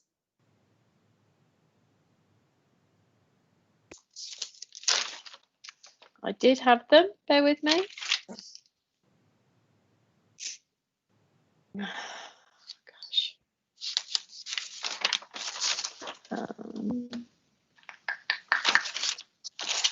No, can't find them at the moment. Sorry, I know what they want to say, so I've put something together. Okay, lovely. Could I assist in this context? I think that the recommendation 1.2 would say something like the committee recommends that the council form a working group of councillors to review council's animal welfare policy.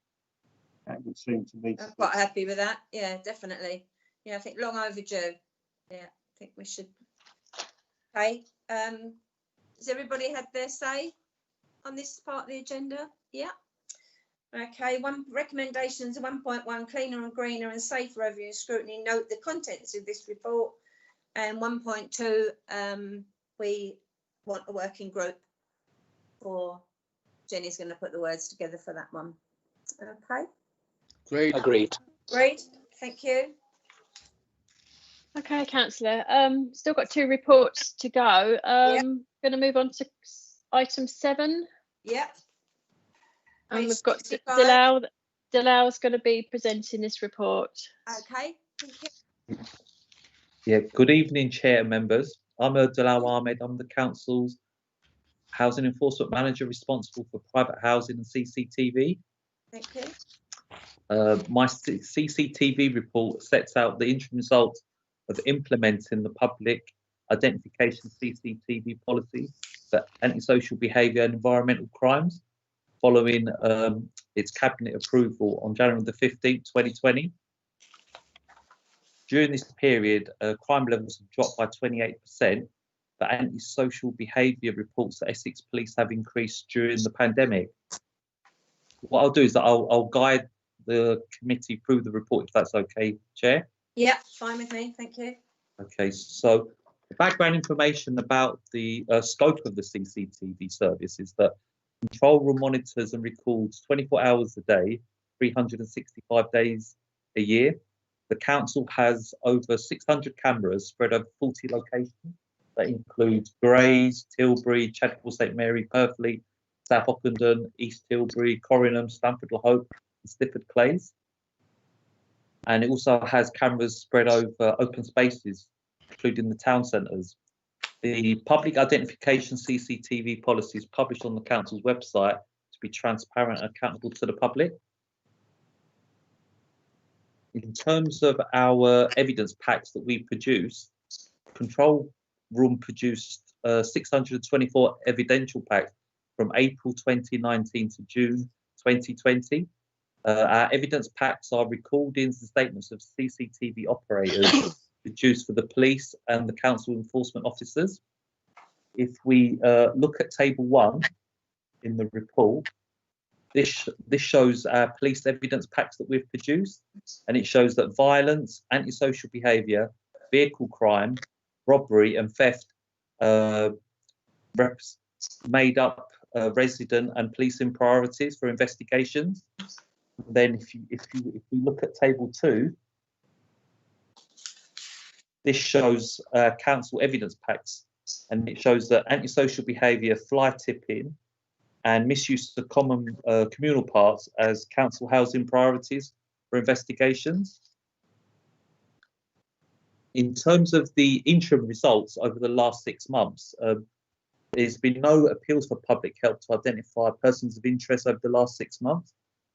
This shows our process is robust. Council officers don't consider releasing images of offenders where the image is not clear and there is insufficient evidence to prosecute or issue a fixed penalty notice in relation to the offence. Also, it's worth noting that crime in the first court in Thurrock, April to June 2020, was down by 28%, reduced the requirement to identify persons of interest. The report also includes some case studies that demonstrate the value of CCTV evidence plays in identification and the prosecution of offenders. I'm not going to read out the examples, but they're contained within the report. And finally, CCTV mobile cameras can be deployed to hotspot areas subject to availability and being operationally viable. And what that means is the infrastructure, which is like the power, internet connection, to go back to the control room. So in terms of the report, the recommendation is for members to note the content and to report back there, and to also note that the Community Safety Partnership monitor the implementation of the policy. I'm happy to take any questions. Thank you, Dale. I've just got a couple of questions. One is the mobile camera. You mean like the car camera that goes around sometimes? It's not ours, obviously, but we have that going down Blackshots Lane the other day. Have we still got something that is run by another council, but they're out in being used in our area? That's just one question. And the other one is that you mentioned the motorbikes, and we've got a camera on Blackshots Field. Never seems to pick up anybody. So I just wonder if that camera is doing its job, really, basically. Okay, so going back to your first question about mobile cameras, we have 10 mobile cameras that can be fitted around the borough, and that's on street furniture. Yeah, I know about them. Yeah.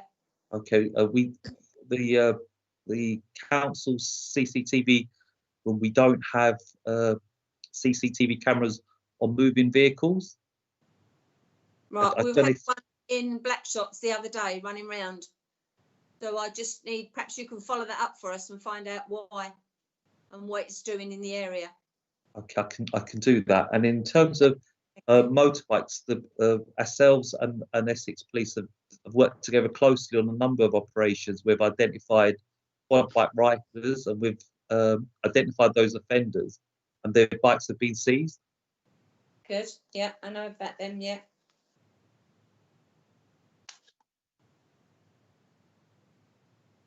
Don't seem to have any hands up for anybody.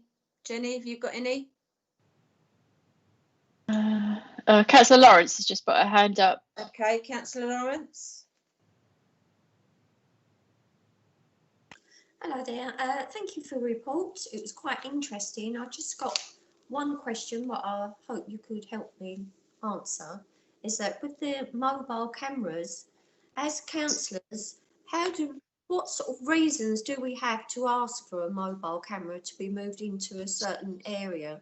As the area I'm thinking of is there's only sort of one way in and one way out, and there is an awful lot of crime, it seems, to the locals anyway, and having a mobile camera would definitely pick these things up because they have to pass it to go in and out the area.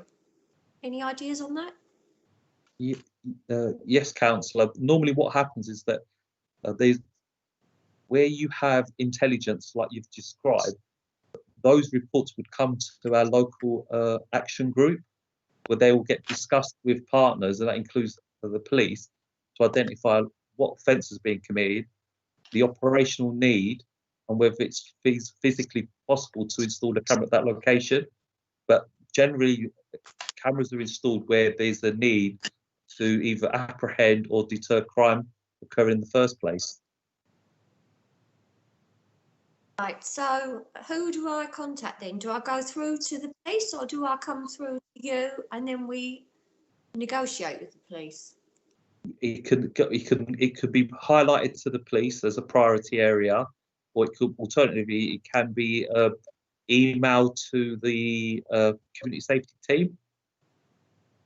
And also the areas where a lot of these gas canisters are left, has any sort of cameras or anything been used in those sort of areas to pick up that sort of thing?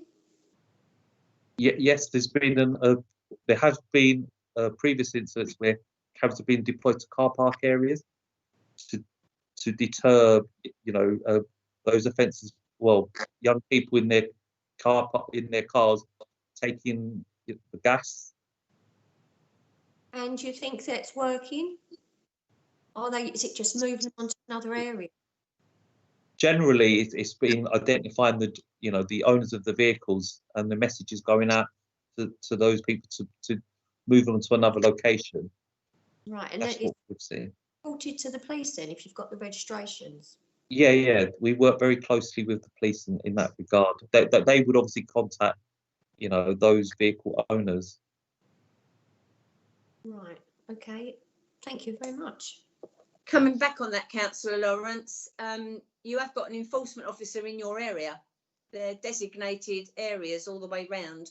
We did it in Blackshots, and I think because they were using their parents' cars, it was their parents that were fined. So we got rid of it in Blackshots. So it just shows you it does work sometimes. It is, it's collaborative work in between. So it does work. It doesn't always so yeah. Officer, then you'd be able to. Yeah, just find your enforcement officer for your area. Right, okay. Just phone Phil Carver, get him that way, and he'll tell you who he is, and then pester him. Is there any more questions from anyone? Councillor Kent.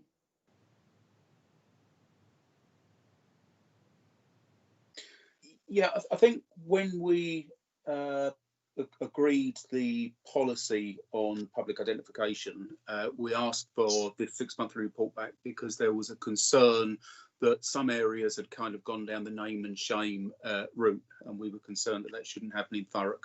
So I'm really grateful for the report because it gives me some comfort that that's not happening, and we've seen some good results as a result of the ability of CCTV to identify people. Though I think it's just a little ironic that we can't actually see Mr. Ahmed, so we couldn't identify him. Can I just ask the same question as I asked last time? Is the council in any way considering use of facial recognition software? So well, currently the council, my team are drafting a CCTV strategy, and and that hasn't been written yet. So it will take us about 2-3 months to complete that piece of work. But at this stage, there's no plan to look at face detection as a surveillance tool to identify persons of interest. That's good. That gives me a lot of comfort. Thank you. Julie, did you still want to come in? Yeah, I just wanted to clarify a point for Councillor Lawrence. There's been some joint work between the police and our enforcement team around gas canisters in the car parks particularly, and generally across Thurrock, and we've had some really positive outcomes in that respect. Joyce, Councillor Redseal is quite right. If you've got a particular area where you're identifying, if you can report those through to us through member inquiries, then we can get the enforcement team to make sure that that's included in our next tranche of work.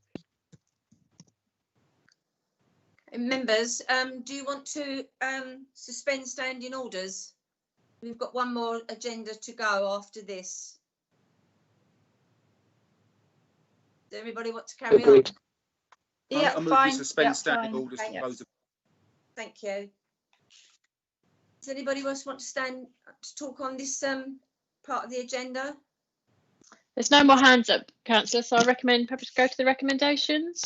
Recommendations 1.1, cleaner and greener and safer overview and scrutiny committee to note and comment on the interim results of the public identification CCTV policy, and 1.2, cleaner and greener, safer overview and scrutiny to note that community safety partnership oversees the monitoring of this policy. Okay, is everybody agreed with that? Agreed. Thank you. Okay, item 8, Jenny. Yep, we have Stephen Taylor to introduce this report. So over to you, Stephen. Sorry for the long delay. Yeah, do apologise. No problem. Good evening, everyone, and thank you for your time. This report sets out and seeks your views on the collaborative approach we've taken to developing our priorities around community-driven arts and heritage activity in the borough. I think the one-pager that's the appendix to the report sums up where we are and what we're trying to do quite well. So I'll talk through that as an introduction, if that's okay. We are, in terms of why we're doing this, I think that arts, culture and heritage activity is a contributor to a civic pride. It's a contributor to creating a vibrant place and community. We also know that the arts and heritage can have a good impact in terms of some of the wider agendas that we have around learning and ambition, around health and well-being, etc. We've had a go at developing a cultural strategy a couple of years ago, and this was a piece of work supported by Arts Council England. And it was a really useful foundation to the work we're doing now. What it did was identify a number of people who are interested and engaged in this work, and gave us a number of ideas around funding opportunities and around some of the things we could take forward. What felt very clear through that process, though, was that there wasn't a sense of ownership amongst a number of artists and arts and community organisations around it. So at that time, we sort of paused and reflected on how we could change tack to try and drive this forward. Where we ended up was a a group of community leaders and creative artists and obviously the council meeting in a series of sort of workshops and roundtable discussions to discuss particularly our community-driven arts and culture approach. That led us very neatly actually into looking at the Arts Council Creative People and Places programme, and we did develop and submit an application to that programme for funding in 2019. We just missed out in 2019, so we got through to the final sort of interview stage. The feedback that we had at that time was that it was a really close run thing and it was a really strong application, and we were encouraged to think about if we wanted to submit again, which did happen in this year in 2020. Unfortunately, the programme was suspended when we went into lockdown, and the Arts Council had to divert funding to other things. We do expect the opportunity to come up again soon. We're expecting the Arts Council to reopen for applications towards the end of this year, beginning of next, and we'd really welcome your in principle support to put forward an application again. I should say that it wouldn't be an application from the council, it would be an application from another partner, but we would want to be supporting it along with the CVS and a number of other local organisations. We also want to develop what we're doing. So we're at the moment very much focused on community-driven arts and culture. We'd actually like to broaden it out and think about the opportunities around economic growth and development as well. So we have High House Production Park, which is obviously a well-recognised cluster for creative production, as opposed to performances and things. It's about production of the arts. It's something to build on. We know that in the UK economy, creative and cultural industries are a growing sector and expected to be a growing sector. Clearly, at the moment, some are really struggling. Some aspects of that industry are really struggling. Others are doing quite well. So gaming, for example, is doing quite well. Film and TV is doing quite well at the moment. And I think we also have to recognise that what we're aiming for here is something in the longer term, and that actually a number of the industries that are struggling at the moment will come back once we're through the current crisis. So we'd like to broaden out the work to think about that as well, and to think about the job opportunities, think about the skills that we can help support and develop. And we'd like to seek your views on whether you think that's an appropriate thing for us to do as well. Just finally, one final remark. I wanted to say something about time frame. So because we're keen to do this in a very collaborative way, I don't want to say that we will definitely have a report on this date or on this time, because I want it to be, I think it's important that it's developed with the community and shared with the community. But we've got a approximate time frame that is shared on the one pager with you. We want to continue the roundtable discussions that we've had over the rest of this year and running into next. And we would like to get to a point where we have a truly collaborative vision and priorities for arts, culture and heritage activity that we can bring back to the committee and ultimately to Cabinet into 2021, I hope Q2 2021. Thank you. Thank you, Stephen. As I was the instigator of the Royal Opera House, I was portfolio at the time. I think we're missing all our culture and heritage and everything at the moment. I have a couple of ideas, but I will give you a ring. I'm not going to put them out there, but I think there's a couple of things we haven't looked at, which we could do as a borough. But I think it's people, especially over Christmas, are going to miss a lot of the stuff that we would have put out there, for Christmas, which we won't. I don't think we'll be able to do anyway. It's a shame. But it's nice to know you're working in the background of still trying to get funding and do funding, because I'm always funding for everything. You do get fed up with it sometimes, but you have to keep in there because their forms are so long. But you do get some good things happen. So it's good to know that your team are working on it. I think it's we just need all our culture and things like the pantos and everything else back. Thameside, we need. It's where we're not going at the moment. So people are missing out on things. But it's good, a good report, Stephen. Really, brilliant to know you're still, even though we can't do the things we want to do, you're still working in the background. So it's brilliant. It's nice to see. Thank you. Councillor Kent, I think you were before Gary, wasn't you? Yeah, Councillor Haig, yeah. Councillor Kent? Just to start, and I'll come back later if I may, with a process question, which I guess is for Julie. I'm confused as to why this report is here at all. So I don't think this falls within the terms of reference of this committee. I think if we're looking at the creative people and places bid, that would fall to corporate ONS under external and European funding. And if it's arts development, then that would fall under planning, transport and regeneration. So I'm not quite sure where it's here. It also wasn't on our work programme, and I noticed that other things have been bumped off the work programme to make way for it. So can you just explain why it's actually here? Julie? Sorry, Stephen, was you going to explain? Yeah, I was. So the fees and charges for the theatre and the museum have always traditionally come to this committee for approval.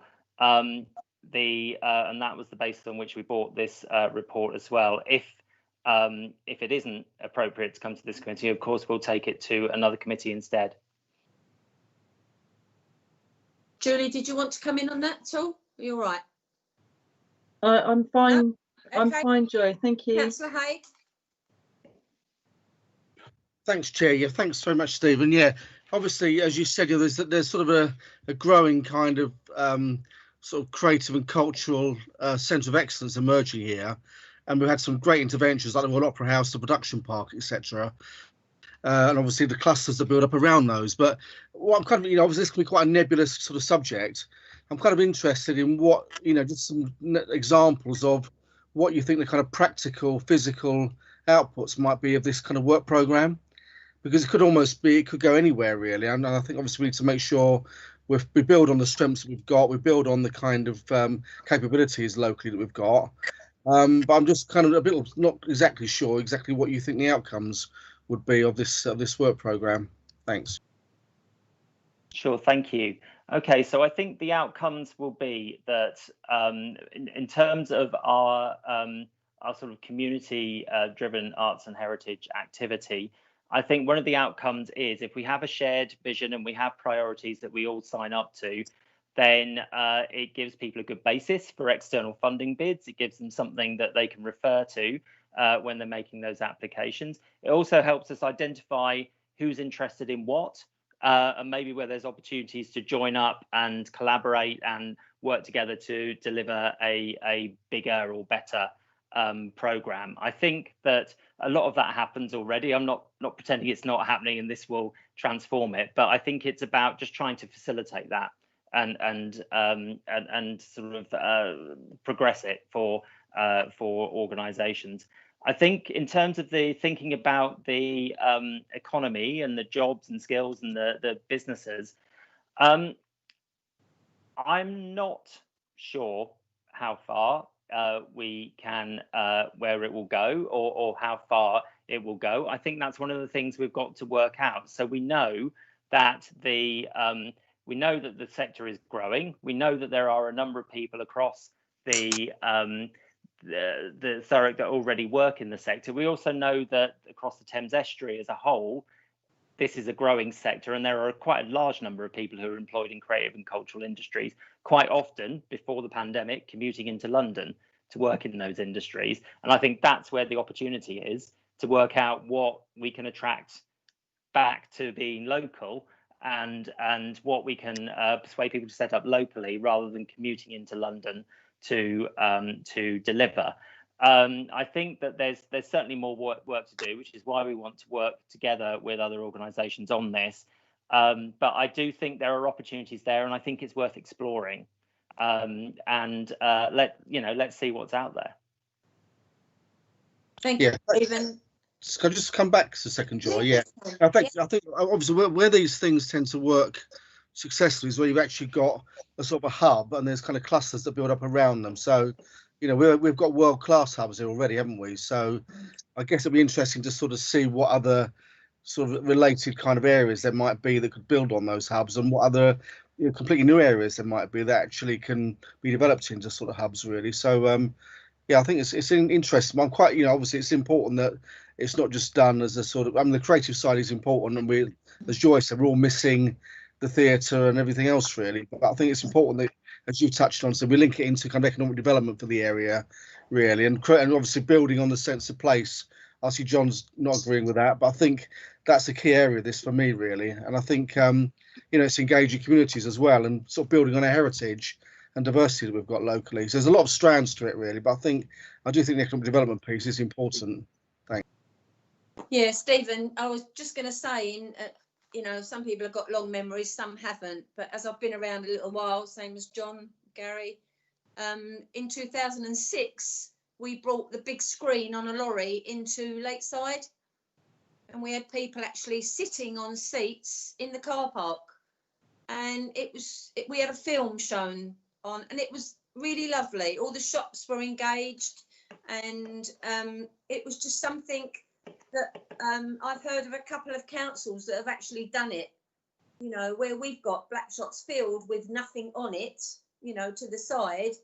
It's something we could have done now, where people could have watched from their cars and paid, so I think it's something we perhaps should look at again, because we probably could get funding for something like that, and it would bring a good 2-hour film to someone where we're missing so much, because you'd still be social distancing because you'd be sitting in your car. So it might be something you could take on board, I'm full of ideas like that, Stephen. It's all right.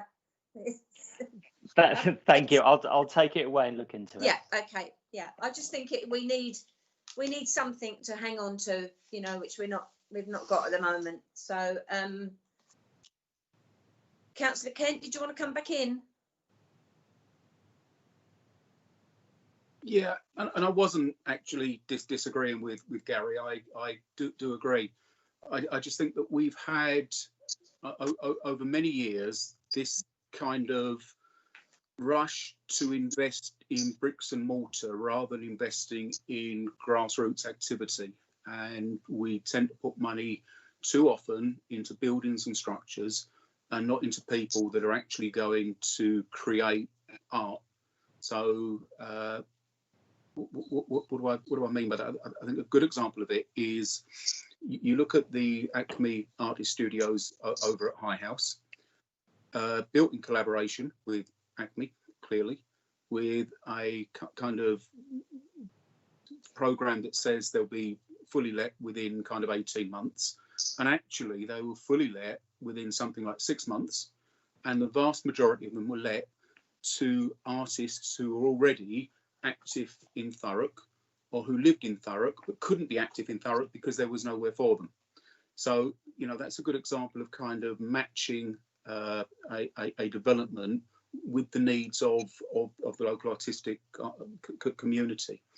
One of the difficulties I have, I think, with the approach as has been set out now, is that it's in a way too kind of self-selecting. So too often we hear from the same people, the people who talk the loudest, the people who can push themselves forward, and the people who kind of know how to work the system. And I think we're still missing out on a lot of really good grassroots artists that are about. And if I can say to Joy, Joy comes forward with a really good idea. You could put screens up in a field somewhere, you could get cars. It shouldn't be the council doing that. It's not about being top down. It's about giving the community the wherewithal to come and to do that sort of thing if it's what they want. It's not about what we believe they want. It's about actually giving people the tools to get up and do those things that they believe are necessary. And the other kind of issue I have, I guess, is we're now into the second round of the Creative People and Places lottery bid. I know that we were a whisker away from being successful first time round. I don't know, and I don't believe that any more than 2 or 3 of the 49 elected members know what's in that bid, what that bid says, what that bid will deliver, and what success looks like. So, you know, there are phrases in the report like working collaboratively and democratically, the partners selected a partner. Stephen, what does that mean? You know, you don't tell us who the partners are, and yet you talk about democracy. There are too much in this report that I think is kind of ephemeral, lots of good words, not sure it hangs together, not sure what it is that you're actually trying to tell us. But I really don't get that kind of notion of empowering and infusing grassroots activity to get up and make Thurrock a more cultural, vibrant, culturally diverse, culturally rich place. Okay, thank you. So just in response to how the lead partner, which was the Tilbury-on-Thames Trust, was selected, there were nominations and there was a voting process held by managed by the CVS to choose that. From memory, this is quite a while ago now, but from memory, I think there were about 60 individuals and organisations who voted in that process. I completely understand the point about that's not detailed in the report, and it would have been helpful if it had been detailed in the report so you could see much more of what's behind it.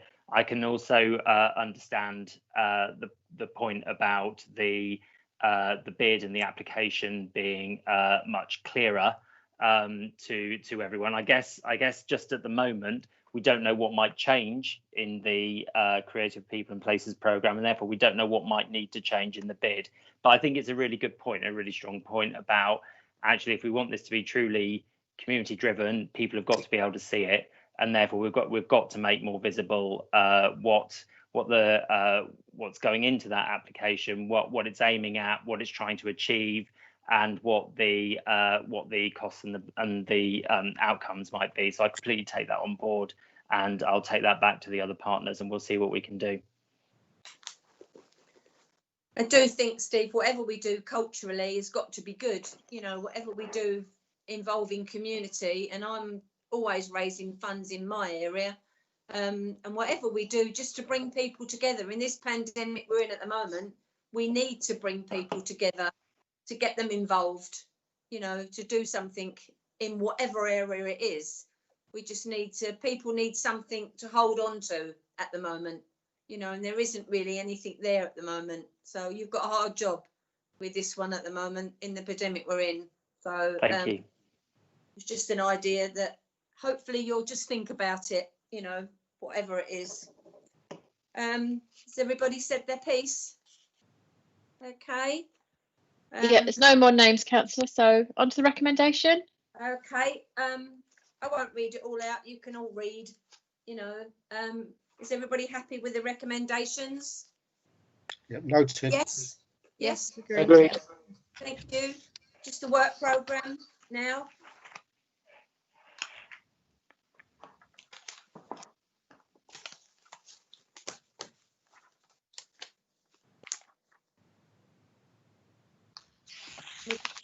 So we're into Christmas already. Has anybody got anything they want to bring on this, or do you think there's enough on there, Julie? Got Councillor Lawrence and Councillor Kent have got hands up. Okay, Councillor Lawrence. Hi, Joyce. Considering we don't have these monthly, and when we do have such a big involvement, could I just put in the recommendation that we have them a little bit more regular, perhaps once a month?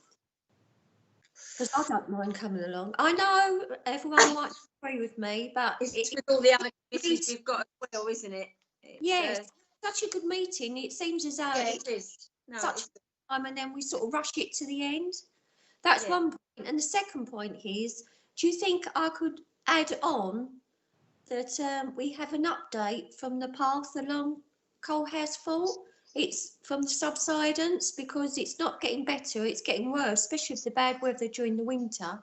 So I'm just wondering if the one at the next meeting, as soon as possible, we could know what actually is happening. I've been talking to a guy down there what works down there, and he's been telling me the different stories going on. So I would like some truth in it, because it seems as though they're who's arguing who's doing the work and who's not. And in the meantime, they're all hanging out and the pathway's getting worse. And it's been over a year now that the public can use it.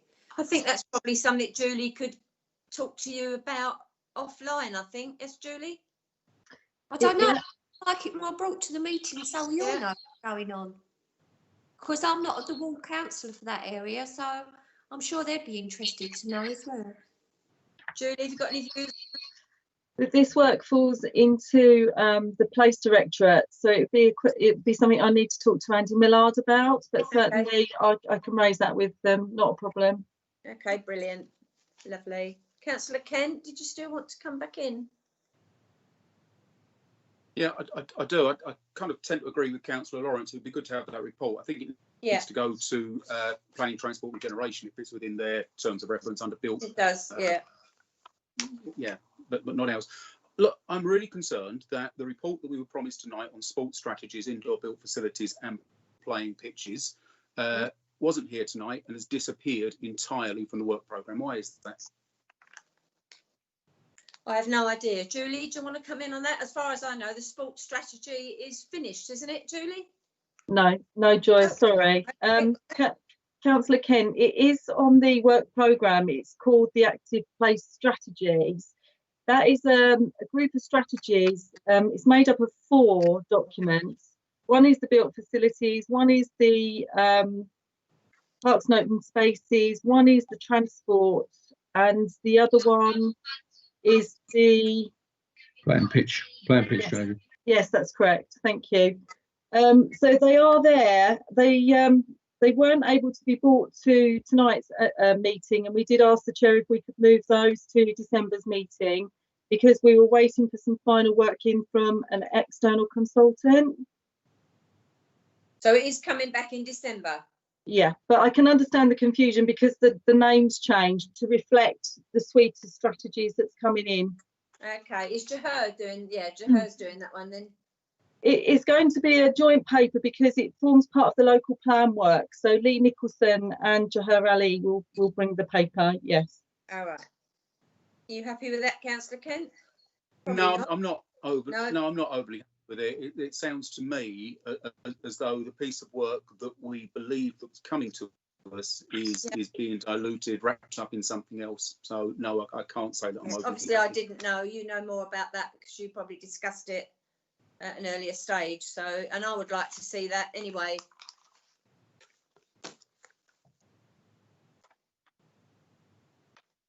Nothing we can do about that then, Julie. It's coming next month and that's it. It is coming to the December meeting, Joy. Okay.